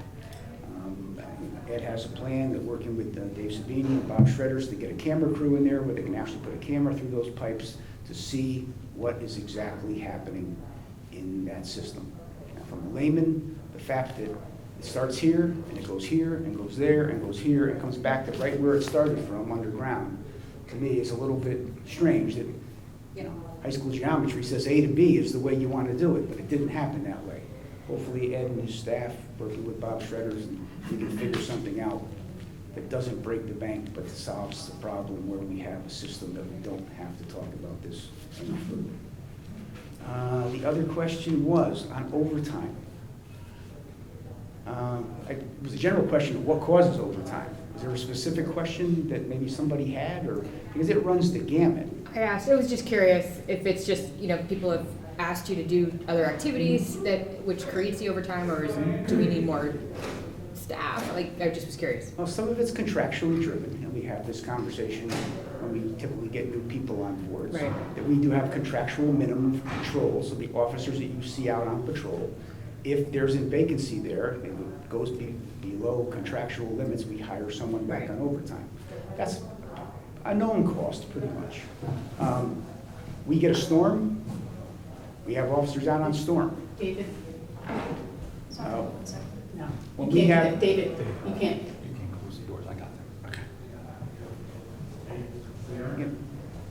9 to 5, policing doesn't really work 9 to 5. If we get a major investigation, investigators are getting called in the middle of the night, we don't really control when that could be. But a lot of our overtime is backfilling overtime in the patrol division when there's a shortage contractually. This year, we had additional overtime in the Marine Division because we knew it was going to be a busy season out on the water, and I think that was the proper way to go. And training overtime. We do a fair amount of training, and a lot of it is done on overtime. This year, I've asked for the silver lining of COVID-19. Training opportunities really fell off the table. And the training that we have to do that's mandated, like this year for a legal update, typically all officers in the department get a 4-hour block of legal update every year. This year, we're doing it, but we can't do it in person because the vendor, the attorney who does it for us, he's doing all online at this point. So the savings there for us this year, and you can argue whether the training is going to be exactly the same, is that officers can do it when they're on duty because they are here and they can do it. So we're saving, 51 officers times 4-hour block is significant savings there. What I did ask our records division to do, and I know we usually deal fiscally, but in the day of COVID-19, I asked them to run a report January 1 last year to current day, yesterday, against this year. Right now, we're at a 30% savings on overtime, over 1,400 hours less in overtime. Now, that's not going to extrapolate out in years to come, but for this particular year, I think we're very well positioned on overtime. I'm always happy to have the discussion on overtime because my staff and under my administration, we very closely monitor the overtime situation. I'm just be able to explain it to folks as to where those hours are going. Thank you very much. I was just curious. Anything else for the chief? Thank you very much, Tom. Okay. DPW, good morning, Dan. Good morning.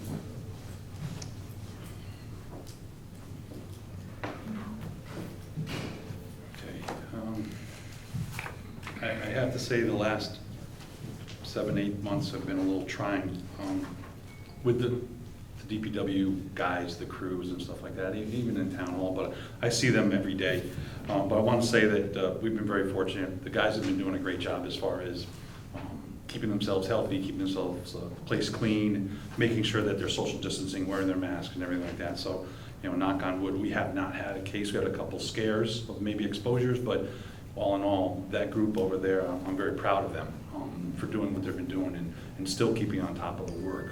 We got a late start coming into the summer. We had a ton of work that I needed to get done before school opened up, and that was the high point, I guess, of the summer, is knocking out the roadway paving program this year at almost 6 miles, which is way above what we normally do at 4. So that was one of the key indicators that these guys were working hard. Plus that storm on August 4th. It took us almost 6 weeks to get caught up picking up roadside debris and things like that. The funny part of it, we had to go back to certain roads 2 or 3 times to pick up the storm debris that we may have missed the first time that we went down the road. So that happened quite often too, but it seems that in the middle of September we were able to count that as completed. The final thing I just want to touch is the DOT Darien Railroad Station Platform Project. That is still ongoing. There's a public meeting tomorrow night that they're going to review the plans. They're at 30% right now. Go over some phasing. This is their one opportunity to get input from the community and from the town. I am on the design project team, so that I am involved in all the meetings at all times, so that the town's best interests are being looked after. So the two things that are included in that project, to say two things, is the elevators. Both sides are going to be replaced. Those things have been nothing but a problem for the town since they put them in. They're going to change the mechanisms, change the housings, actually change the lobby areas to make sure they're not exposed. So that's going to be a big plus for that station over there when they're done. Not to mention the new type of platform they're going to put in. It's FRP, it's a plastic, it's going to be heated. It's going to eliminate a lot of our work at snow removal and ice removal out there.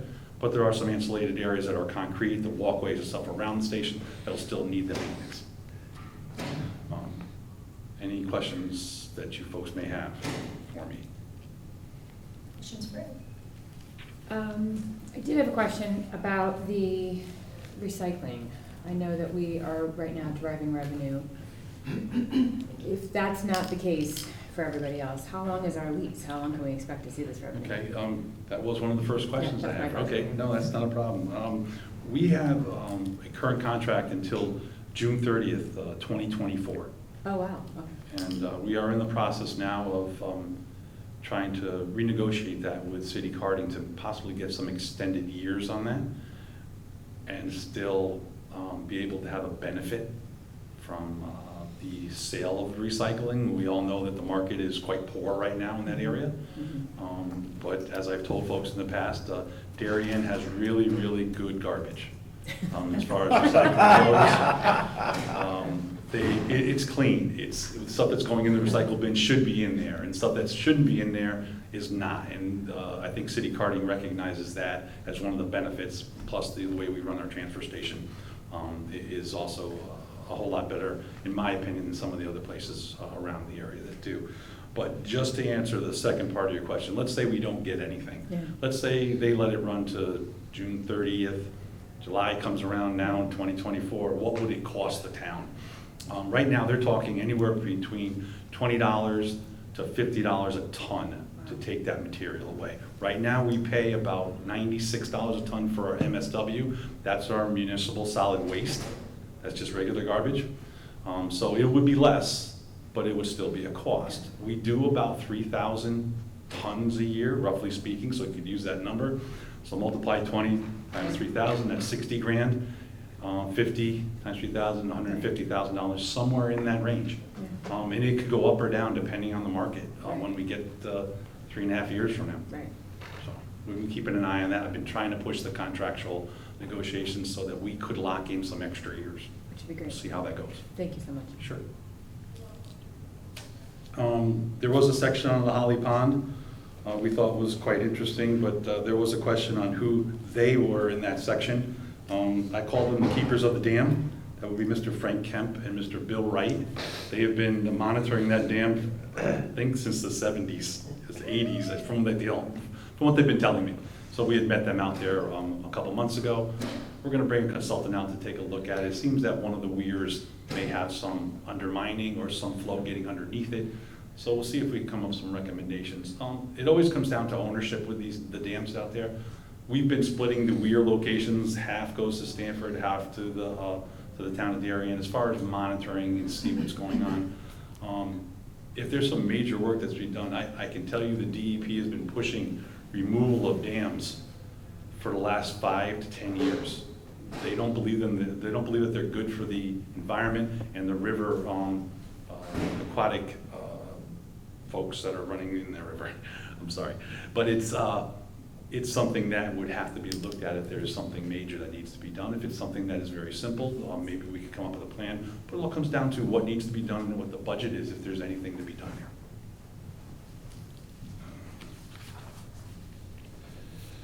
There was another section, there was a question regarding Public Works project spreadsheet that goes out 5 years. We do have a capital program that I submit a plan with every budget. It's a 6-year plan. There are sub-sections to those projects. I think paving would be a good example of the roads that we do, or sidewalks, that's another good example. And there was a specific question about Mansfield, and I'm not sure which project was asked about, but The Mansfield from Middlesex to Do did not rank very high on our sidewalk matrix at this point. And that's a list of questions that are asked to give points depending on usage, traffic volumes, pedestrians, who else would be using them, location within range of a school or some type of community service. But that section did not rank very high. And then the other one is from Overbrook to Mansfield Place on Mansfield. Right now we're in the midst of looking at doing a title search. There are going to be easements required for this because of the property line locations. We will have to remove a good portion of the stone walls along that section because they don't give us the 5 feet from the curb that's there. So we came up with another plan of, we're going to meet with the DOT inspector out there. We're going to take a look if there was something that we can do without taking the walls down. It's a long shot. It would allow us to maybe put a sidewalk in that doesn't meet the 5 foot requirement, but meets ProAg at 4 feet. So that's something that we're going to see if that will fit into those areas. That may be a home run for us, and then maybe we'll be able to get that in there. We had a section about page 7 on the report. When you say the regression lines of both materials, MSW and SE, coincide almost perfectly. I'm going to take a step back and tell you that the point that was trying to be made was understated in this paragraph. What was trying to be said was, and to better explain, is that we were trying to show that the single stream recycling was on point for the linear regression. And during COVID, actually, you could see where the MSW had spiked above their linear regression line. So I think what was being shown wasn't well represented in the words in that paragraph. So we want you to show you that there was a spike during COVID. And I want to point that out. There was a lot of people that stayed home. There was a lot of garbage that was generated. There was a lot of people that cleaned their houses and cleaned out their basements, their attic, whatever else they felt they needed to do. So we handled that for the last 7 months. And finally, food scrap recycling. So I did some data collection yesterday, and as of yesterday, we are averaging around 3.75 tons per month. Okay, to break even, we need 6.6 per month. All right, so that's an additional half a ton a week. We are at around 0.75. But just so you know, for the 2-year program, we have now, it has been 2 years as of last week. 2-year program has removed 77 tons of MSW. But is showing a slight cash shortfall of about $1,900 for running the program for that 2 years. The majority of that is the kits that we bought and we haven't sold yet. So I still think it's teetering on getting to be a bigger program. I think, and I hope that as this program moves forward and we get back to some normalcy, that there will be an uptick in doing some more food scrap recycling. We're getting more towns asking about the program. I think Carolyn Bain has done a fantastic job in getting it off the ground and keeping it running. So I suspect that we're pushing more advertising, we're pushing more getting people involved, and that half a ton is not very much when you start putting more families involved that maybe haven't had a chance to do it yet, or even some of the schools. Yeah. Any other questions for Ed? Thank you. Thank you, Ed. Thank you very much. Appreciate it. Registrars, thank you for your patience. Susan, I have a couple of points I'd like to add to the report. John? Yeah, thank you. Okay, sorry about that. One, if you look at the numbers, you're going to see an increase. We've had a huge increase in registrations. And I think it's because of the election and the emotions with the election, and we haven't seen that in the past. So we have become very busy in our office, and we've added 2 people just to help with the filing of the voter cards and processing the paperwork. So that was one change that came about. The other one, and Susan and I are dealing with this on a daily basis, we have great volunteers in town. The problem we had is we usually have about 60+ workers at the polls. This year we have 110. And the reason for that is the absentee ballot counting. The increase in positions, we have sanitizer monitors, we have safety monitors, so we've had to increase it. Where we have a problem is 60% of those workers are new. A lot of our older workers, seasoned workers that were trained before are not working.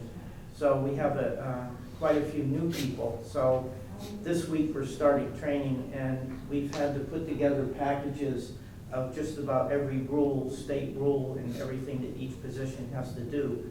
So we're trying to train the people and not scare them away. So that's been quite a task to get that going. The other thing I just want to point out is Kate and Ed have been very helpful in setting up the logistics of all the poll functions in the town hall, setting up absentee ballot location and EDR locations. We moved that to the Mather Center, and we have the absentee ballots in the auditorium. And we have 21 workers counting absentee ballots.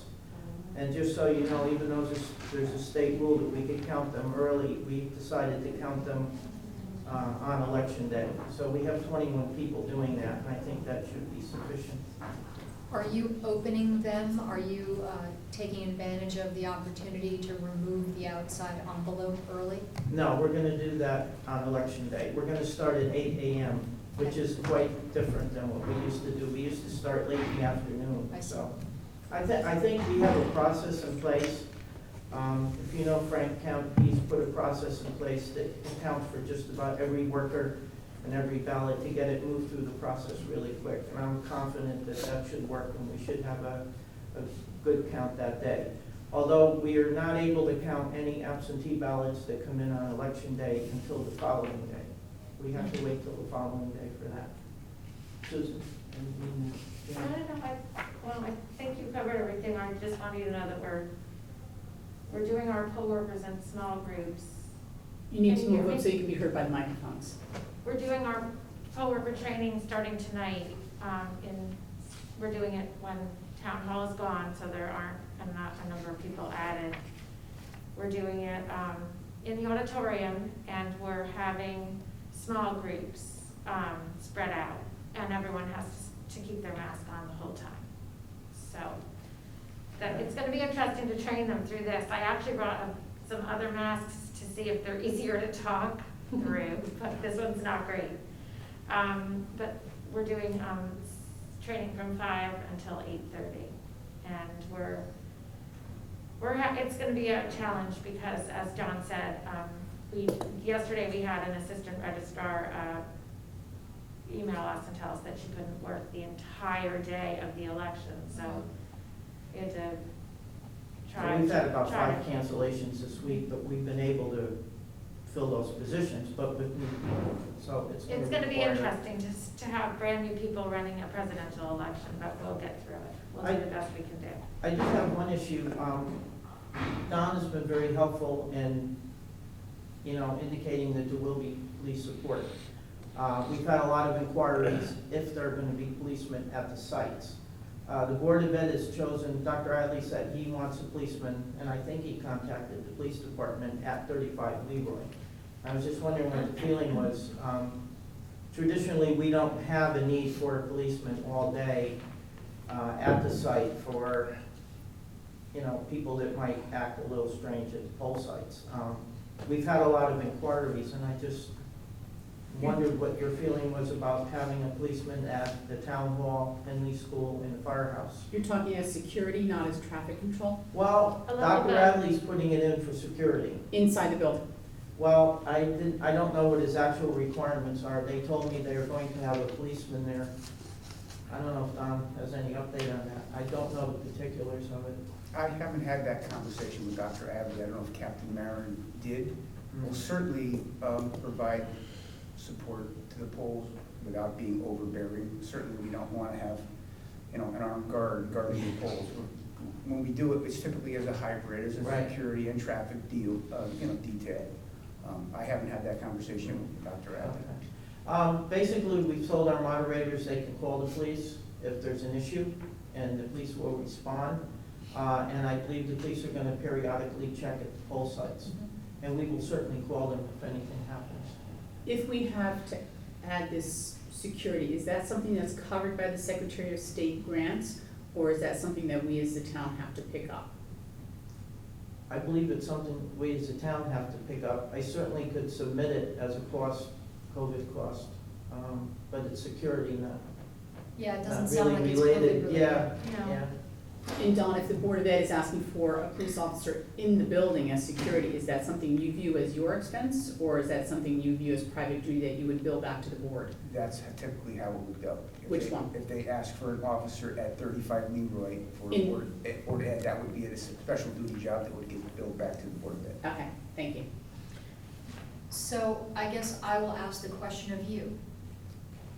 Do you feel that you need police for security for a presidential election? And have you looked at the number of absentee ballot voting percentages versus what you anticipate for in-person voting? Yeah, Decision? Susan and I have looked at the numbers. My understanding is there's probably about 5,000 plus absentee ballots being returned as of the beginning of the week. Which isn't as many as we thought we would be Yeah. having. We were considering even 9,000 returns. However, if you look at the number of registered voters, subtract the absentee ballots that have been returned, and then you look at the polls being open for 14 hours and there are 6 different polls, it does bring down the number of people that could possibly show up in person. So I don't anticipate lines, which we get a lot of questions from, and I don't think it's going to be that busy at the polls. I think it'll be a, sorry, Don. steady. I think it'll be a steady flow, Yeah. but I'm comfortable. I have written a new safe polls plan, which I'm going to send to all of you today or tomorrow. And for this election, we did one for the primary, and also updated something that I sent, I believe, to Kate and Ed.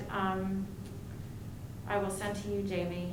So just to give you an idea of what we're doing at the polls and how we feel the police will supplement us, but don't have to be a constant presence. I think the only thing I'm really worried about is the parking at 35 Leroy. That's always my concern. But I think if we feel at any time during the day that it's becoming too congested, we could hire somebody to come over there and stay for the rest of the election. If that's an option, that will be great. And that was sort of what we had planned on. So there will be full staffing by the Board of Ed administration in 35 Leroy the day of the election, is that correct? Poll staffing by whom, sorry? The Board of Ed. Board of Ed, will they be at work in Yes. 35 Leroy? But they're not having any special teacher professional development, which has happened in the past, is that correct? We asked them not to. Okay.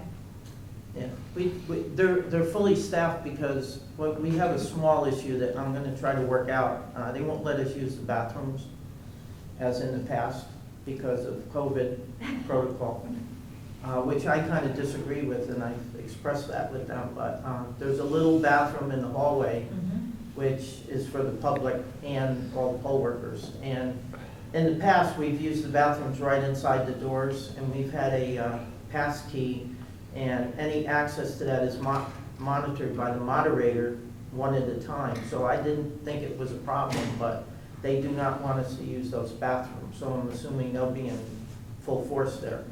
So we're gonna try to resolve that, because I think it's a little crazy.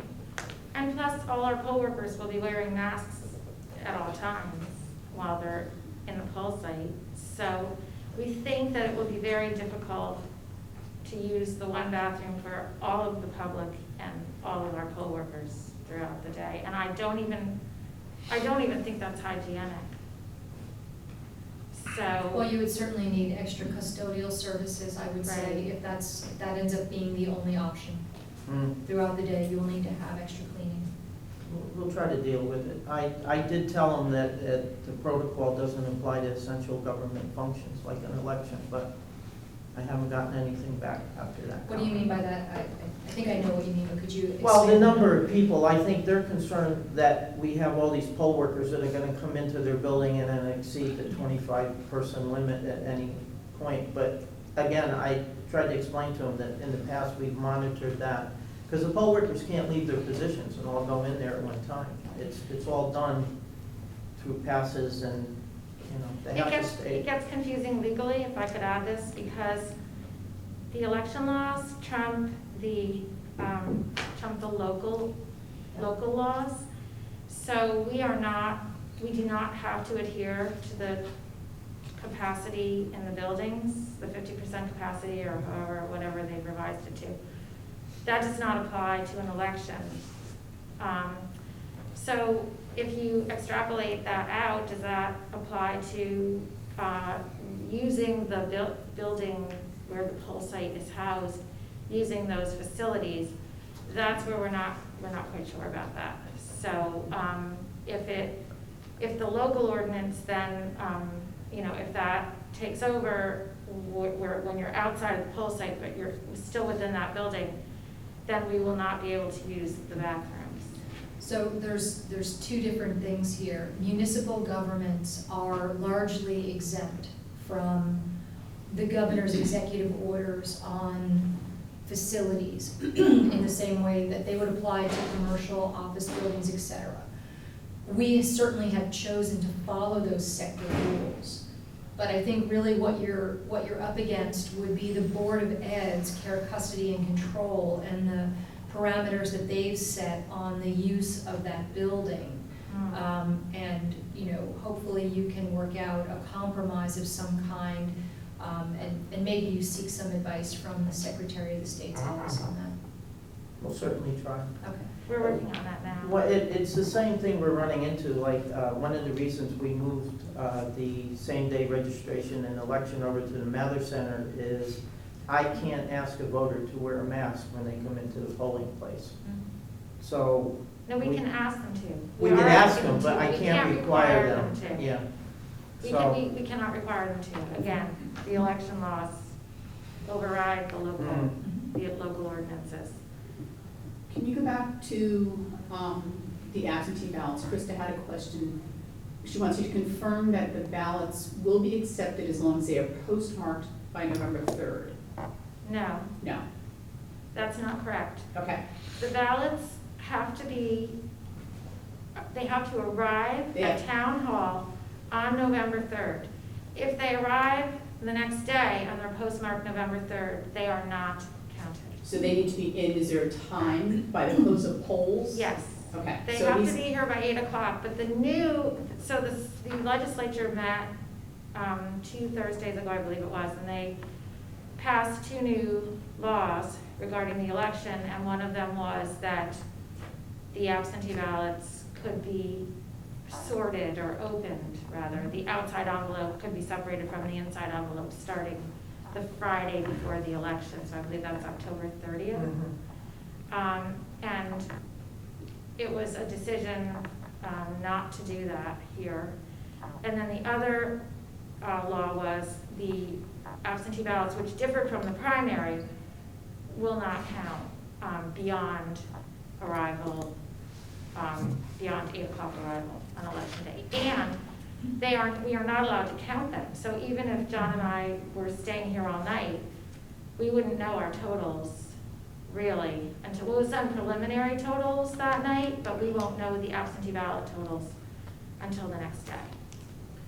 And that's, I think, to help towns and larger towns and cities, because they may get thousands of ballots on election day and they won't be able to tally them all. So we have 96 hours to report our final election results.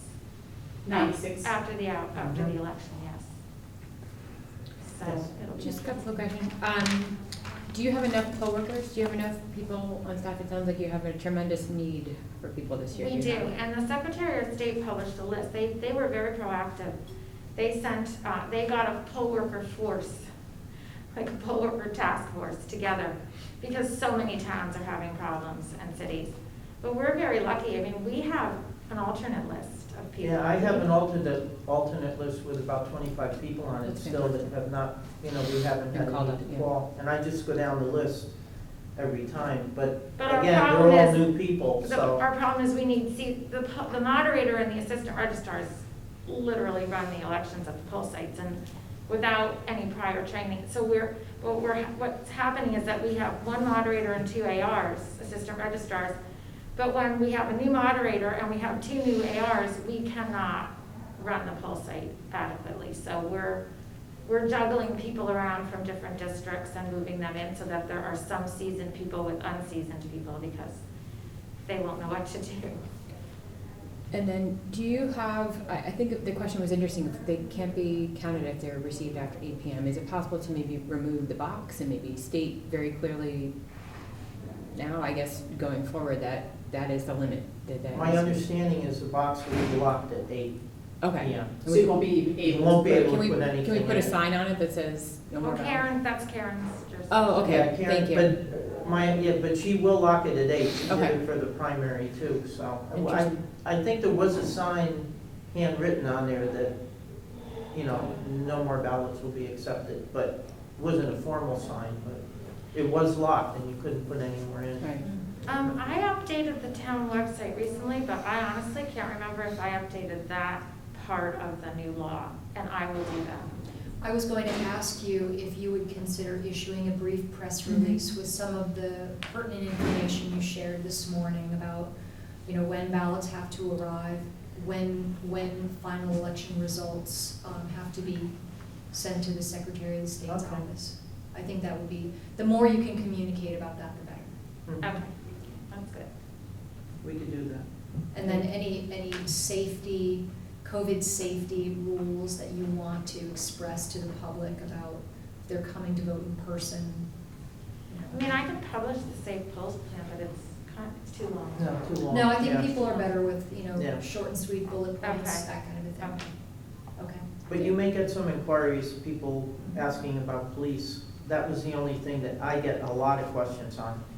Well, I'd like to leave it to your judgment. If you feel as though it's necessary at the polls for, what I'm hearing is it's not traffic control, other than at 35 Leroy.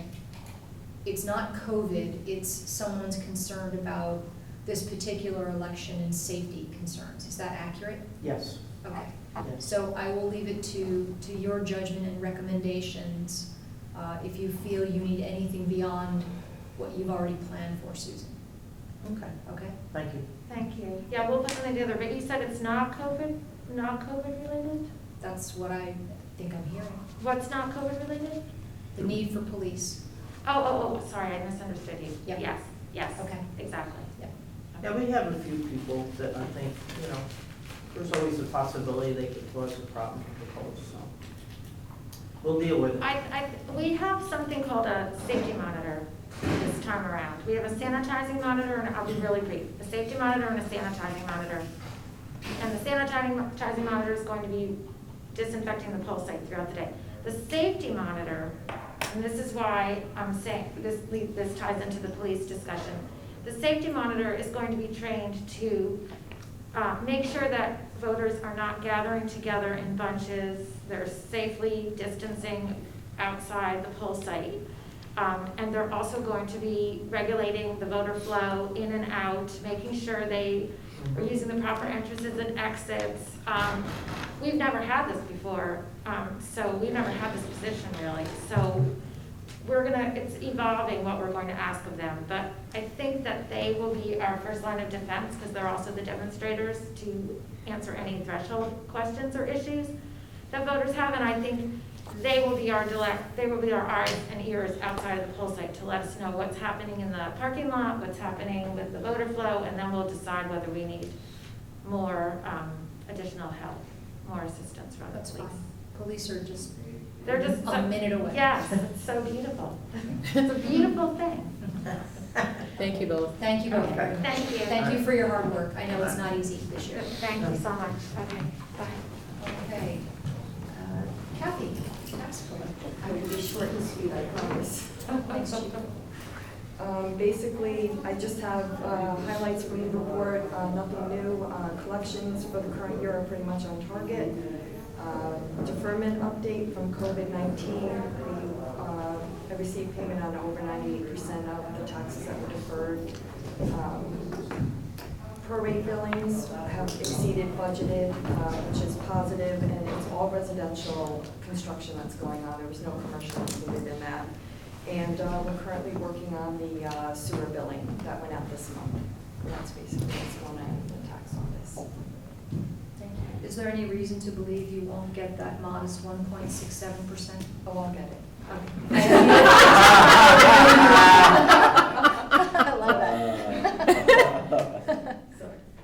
Okay, thank you. Any questions for Kathy? No? Great, thanks so much. Okay. Town clerk is not here. TV 79. Hello, Jim. Morning. Morning. I have nothing to add, but I'm happy to answer any questions if you have any. I just want to congratulate you on the new equipment and how quickly you're processing meeting turnaround. It's noticeable to the general public, so thank you for all that. We can turn a meeting around in a matter of minutes. It's So amazing. it'll be up on Vimeo. If you miss it, you can watch it, and then we put it into rotation on the channel itself. I'm going to have a couple additional health videos for you very shortly. We want them. Great. Bring them on. The more programming, the better. Questions for Jim? No, thank you Thank so you. much. Thank you. Thank you. And Alicia, hello. Good morning. I have nothing to add. I'm happy to answer any questions. Tell us about TOPS. What's happening with TOPS? So we are, I have reached out to past TOPS board members and those that had committed to being involved with this year. I reached out to them last week to have a meeting. We're going to have a virtual meeting either next Tuesday or Wednesday to discuss what sort of possibilities exist for us to offer socially engaging activities for the kids. I spoke with a gentleman at Chelsea Piers. He can accommodate groups of 25. I'm not quite certain how to wrap my brain around how to accommodate groups of 25 when we're talking about, you know, class sizes of upward of 300. So I'm hoping that with the help of these solid volunteers that we're going to be able to come up with some good ideas. Any other questions for Alicia? I want to thank you again, Alicia, for, I know the blood, sweat, and tears that you put into the summer camp program. You're welcome. But in spite of how challenging the summer was, I understand it was a great program. Families were very happy, so thank you for all of that hard work. You're welcome. Thank you. Okay, and that is the end of our quarterly department heads meeting. If we can just take a 2-second break, and then we will go into the Board of Selectmen meeting. Yes, there it is.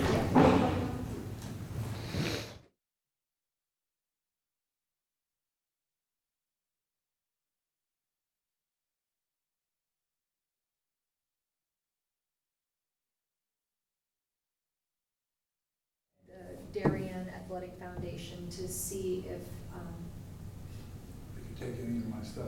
yeah, and even if it could be stockpiled somewhere if the project isn't ready to move.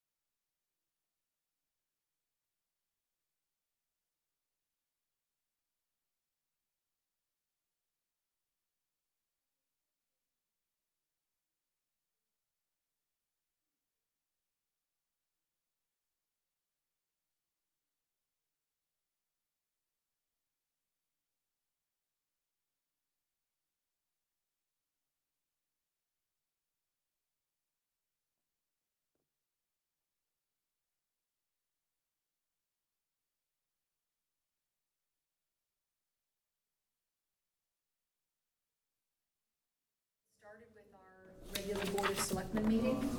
I'd like to call this regular Board of Selectmen meeting for Tuesday, October 20th to order. Please join me in the Pledge of Allegiance. I pledge allegiance to the flag of the United States of America and to the republic for which it stands, one nation, under God, indivisible, with liberty and justice for all. Thank you. Okay, first Selectmen's report. We've heard during our department heads meeting this morning a significant update from our Director of Health. As of today, we have 270 cases of the coronavirus. I think it was reported last night by someone 274, but it's actually 270. Local health and Connecticut DPH are wrestling with the false positives that continue to present from the antigen test. That's the test that's just like a Q-tip in the forepart of your nose. The gold standard of testing is the PCR test, and that is the deep sinus cavity swabbing test, the test that many of the hospitals and Murphy Medical provide is the PCR. That is the best test and the only test that should be used if you are asymptomatic. The new Connecticut DPH COVID mapping tool launched on October 16th, which includes a new 14-day average daily rate for each municipality. And you can go on that map. It's on our town website. It's automatically updated daily because it's the link to the state. And you can roll over the different municipalities in the state and it will show you the case data. Remembering that the state's case data and the town case data will likely never match, and that's because of a difference of reporting dates. But our local health department is doing their very best to make sure that our data on the town's website for the town data is up to the very day that you see it on the town website. So for September 27th to October 10th, data shows that Darien, the state data shows that Darien had 5 cases, which results in a 14-day average of 1.6, below the 5 to 9 cases per 100,000. That would put us in the yellow alert level, and significantly below the 10 to 14 cases per 100,000 for the orange alert level, and 15 cases per 100,000 for the red alert level. Each alert level triggers a matrix of mitigation strategies for municipalities, and those mitigation strategies are laid out on the state's web tool.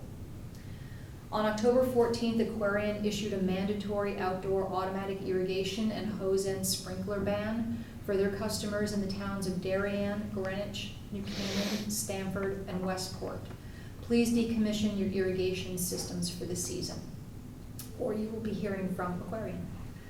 On Wednesday evening, October 21st, Connecticut DOT will be holding a public information meeting on project number 301-195, which is a $34 million renovation to the Darien Railroad Station. This project is required to repair structural deficiencies at the Darien Station.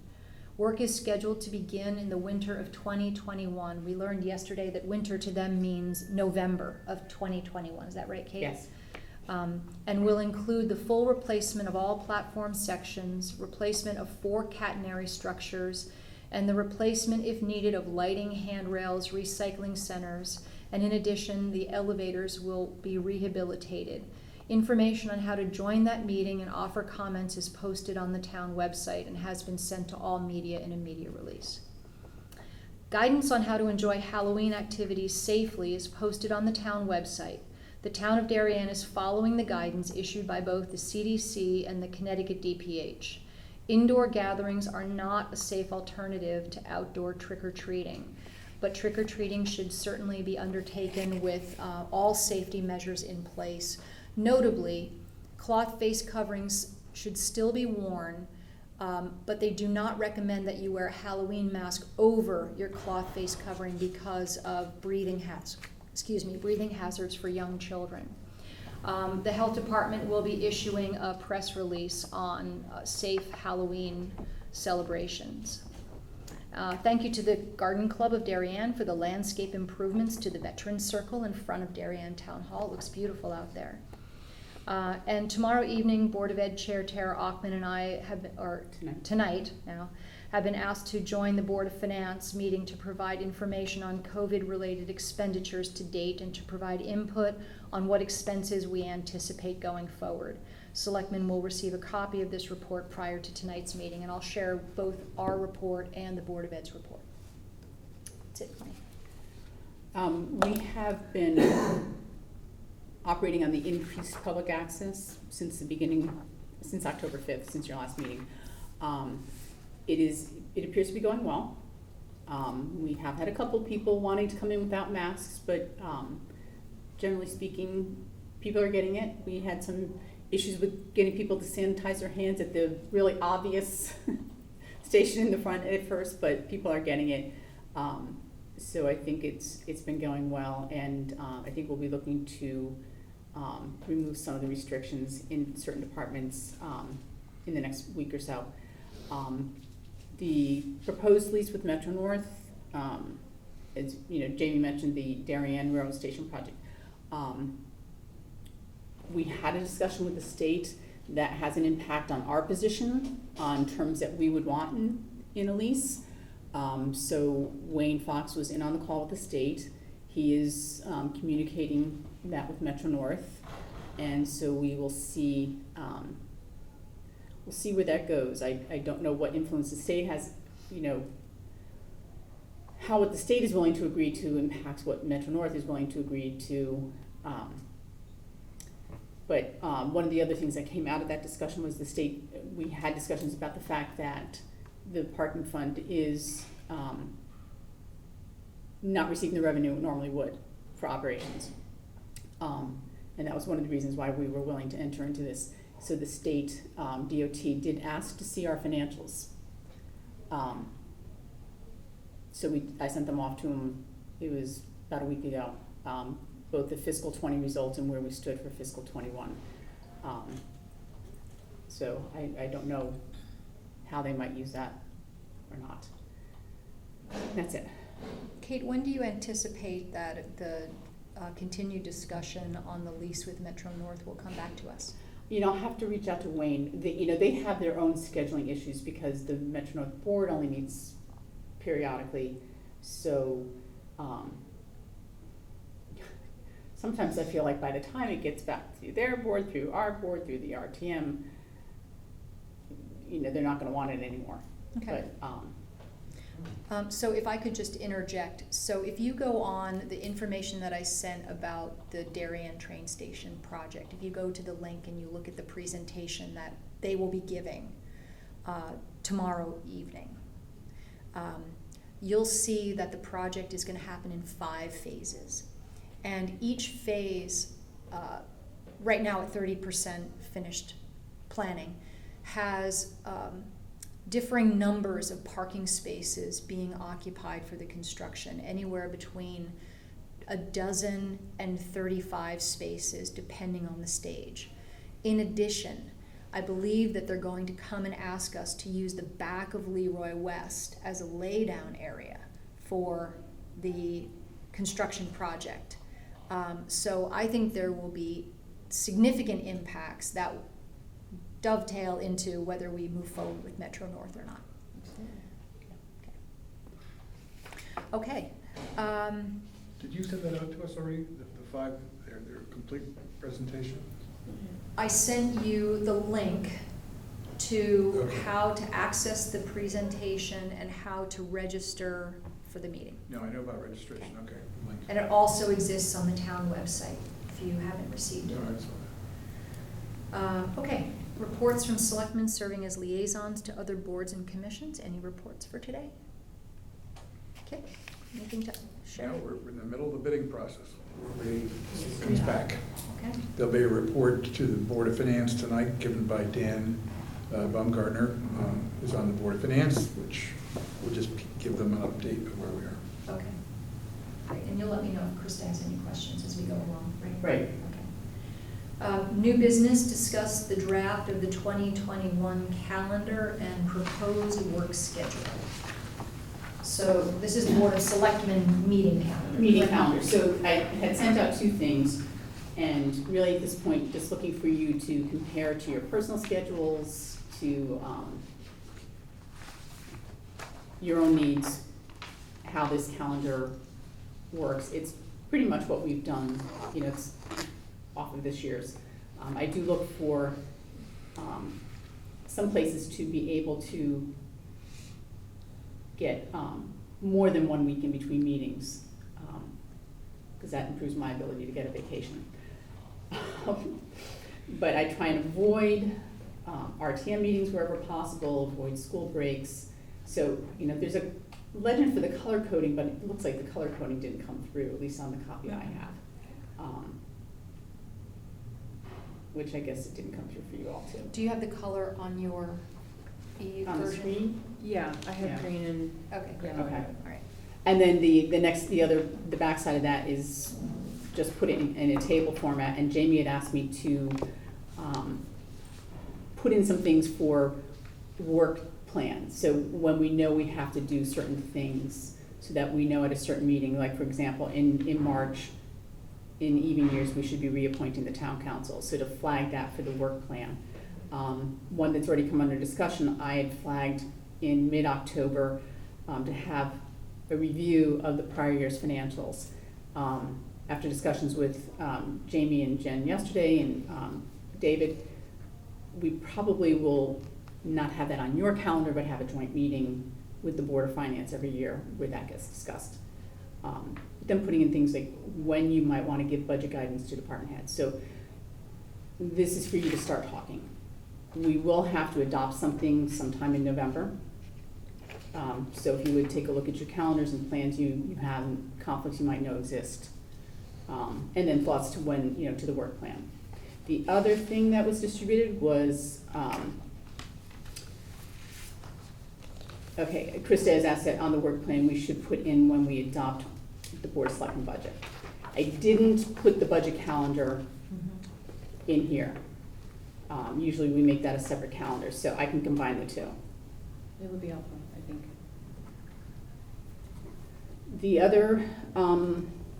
The other schedule I sent out was a review of the charter. I had started going through the charter and looking at things that I feel ought to be changed. There's some things that are obsolete. For example, there's a reference in one of the first chapters that says that the treasurer shall act as the agent for the town deposit fund. The town deposit fund was eliminated back in the early 1980s. So that's language that we can take out pretty easily. So I went through and made note of some of those things, and in looking at that, I tried to determine how much time you needed for each block. One for discussion, one for vote. Some of what I look, if you see, I left a lot of time between discussing things around police commission, finance and taxation, and an actual vote. That was because you're gonna be doing a lot of budget work at that time. Not that I think those are so heavy. But again, if you agree with this calendar, do your homework on, and I'll send out my notes on the first few chapters to have a discussion at your next meeting on November 2nd. I haven't started looking and laying out the code of ordinances yet.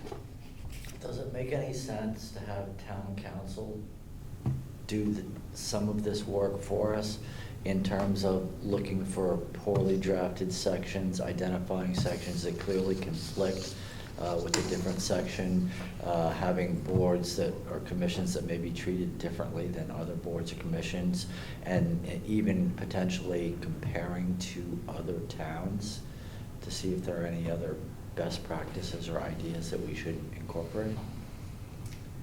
My answer to that would be, how much are you willing to spend? Because if you're willing to have town council do that, I think it would be an expense on top of our normal fees. So I don't have any argument with that. It just is a matter for you all, how much you want to invest in, I just posed it as a question to see what people thought about it. I mean, I'm not particularly an attorney, so the drafting of town governance documents.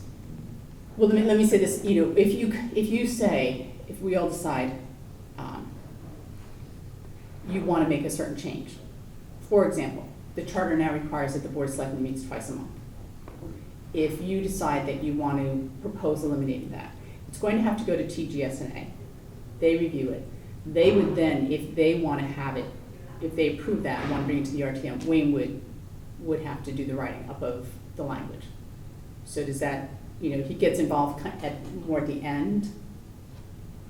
I want to be very mindful that we don't step on the toes of the RTM. The whole idea of charter change is a big, complicated issue and has largely been not successful here in Darien over the last number of decades. But modest administrative changes to more closely reflect how we all do business on a one-off basis have been an accepted practice of the RTM. So, I don't want to send a message to the RTM that says the Board of Selectmen is undertaking charter change. I think that would be inappropriate.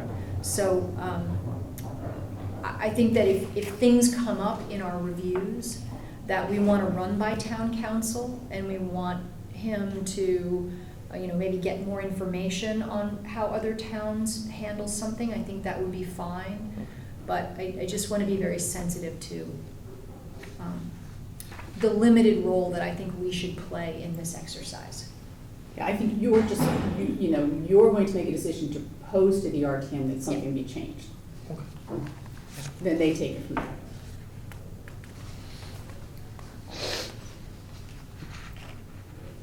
Do we need to vote on this or? No, it's just, Great. But it'll be on our November 2nd agenda.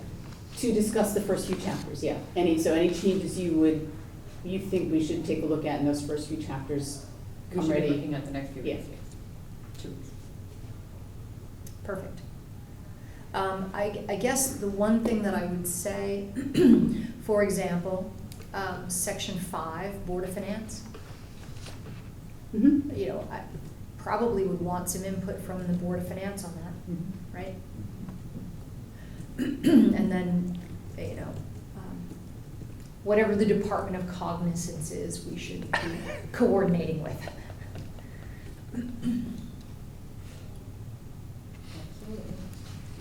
I think this is good and aspirational.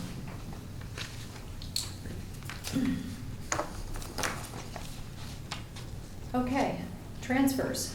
Discuss and take action on a request for transfer of $87,570 for approved non-represented employee wage increases.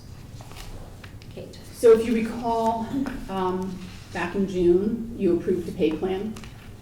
And this is the funding that is necessary to implement that pay plan.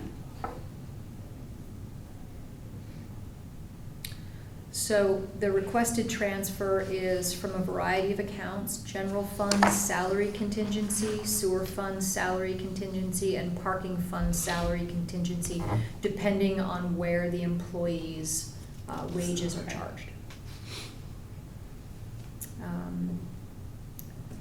The only discussion point I wanted to raise here, and I've spoken to Kate, is that I'm hoping that we can tighten the time frame from the time we approve the pay plan to when we take care of the transfer in the current fiscal year. Any further discussion on this transfer? I'll entertain a motion to approve. Sarah moves. I have a second. David seconds. All those in favor say aye. Aye. How about Krista? Krista, yeah, aye. Okay. Then we have no abstentions and no dissents. Okay, thank you. We have a request to transfer $37,450 to Parks and Recreation Security Services. So Pam spoke about this during the department heads meeting. This is to cover in fiscal 21 the cost that we've incurred so far for the additional security and the anticipated costs for having them in May and June. You'll see there's about 8,400 of it is anticipating that we will continue to have a security guard in May and June of 21. This is specifically a park and rec contingency fund? No, this is the general fund contingency. Okay. Oh, I just wasn't clear on that. Yeah, no department has their own. Each fund might have their own contingency fund, but no department has their own. So this, that 107,400, that covers everybody. Okay, thank you. So we do not anticipate any additional expenses for security coming through until July? Correct. Okay, Till which May. means we Till need. May, sorry. Okay. So this would cover, she has anticipated the amount of funding she would need to bring back the extra security in the spring, on top of what we had planned for the budget. Okay. For May and June. For May and June. So it should take us to the end of the fiscal year. Right, okay. And we also need to, during the budget season, discuss Yes. what we want to Yes. be doing going forward. Yes. Correct. And I think the Parks Commission will have input on that too. So this is a transfer from contingency to security services. Is there any further discussion? I'll entertain a motion to approve the transfer. So moved. Kip moves, may I have a second? Anybody second? Sarah seconds. All those in favor say aye. Aye. Aye. Opposed, abstentions? Krista vote? She sent a question to me to ask, she wants to know where the budget will be year-to-date, so I'll have to do that. Okay. What the total budget will be there. Krista, do you have a vote on? She's abstaining. Abstain, okay.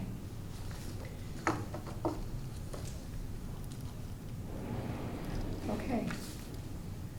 And then I'm gonna entertain a motion to amend the agenda to add an additional transfer. I have a motion to amend the agenda. I will make the motion to amend the agenda to add this transfer. Okay, thank you. Sarah moves. May I have a second to amend the agenda? David seconds. All those in favor say aye. Aye. I don't know if Krista has this. Yes, she does. She does, okay, great. Yeah, I had sent it out to everybody Okay. over the weekend. Awesome. So, does that 5 people agree on Yes. amending the agenda? Perfect, Yep. okay. So what we have before us is another transfer from Parks and Recreation of $16,500 from the Board of Finance Reserve to the basketball court at Cherry Lawn. Kate, would you like to walk through this? So this, the source of this is actually the reserve fund, the capital funds contingency account, different from the one that we just looked at. If you recall when we budgeted last year, Parks and Rec originally asked for a higher amount for the Cherry Lawn basketball court.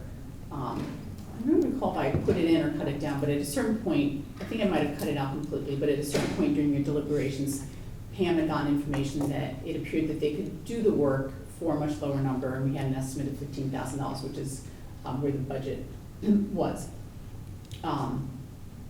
We put it out to bid.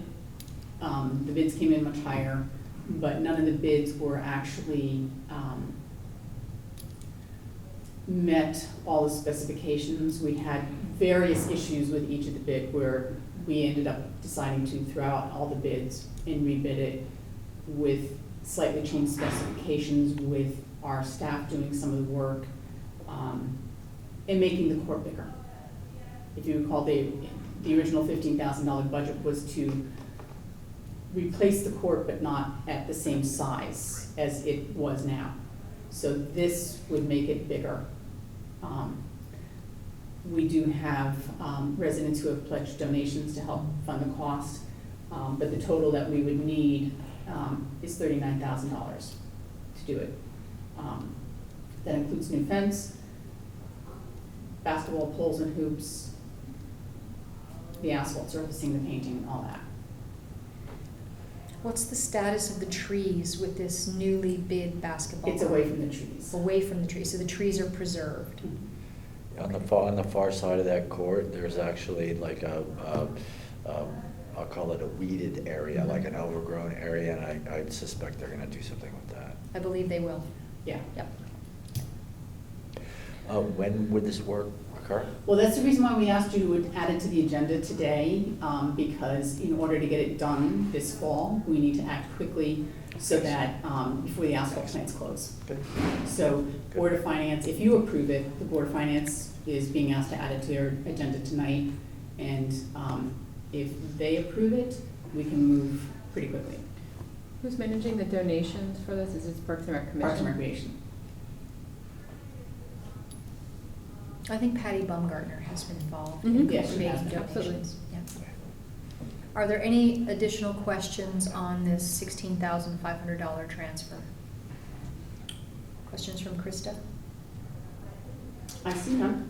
Okay. She says, is it enough? Yes, it is enough. Okay, great.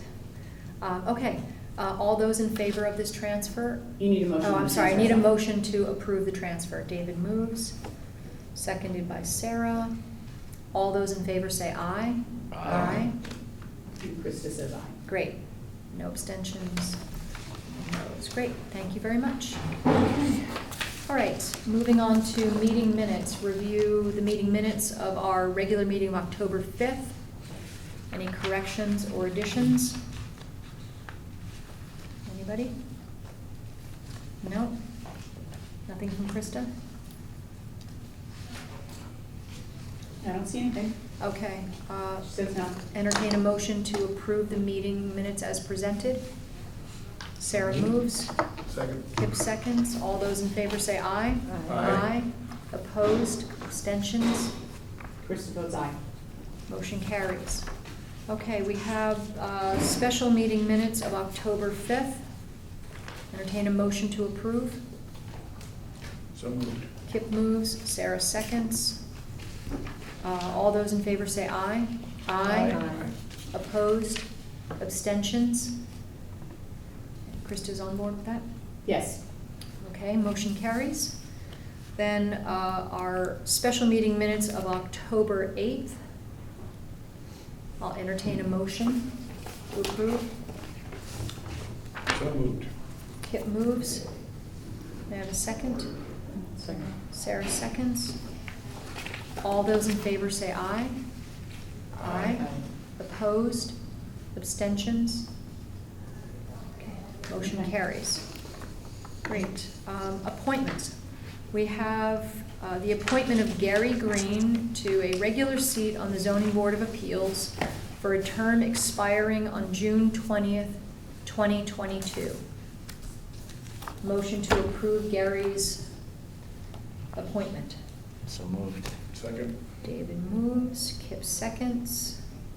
All those in favor say aye. Aye. Opposed? Abstentions? Krista's an aye.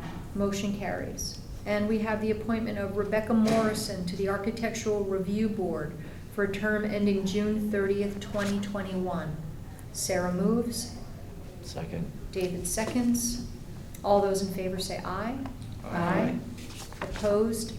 Abstentions? Motion carries. Okay, terrific. Any public comment today, Kate? No. All right, agenda review. Going once? The only question I had was, in the meeting minutes from the 5th, we talked about possibly having an Eversource representative come. Yes, and Linda is Yeah. organizing that with our Fantastic. rep Tracy Alston. Thank you. Absolutely.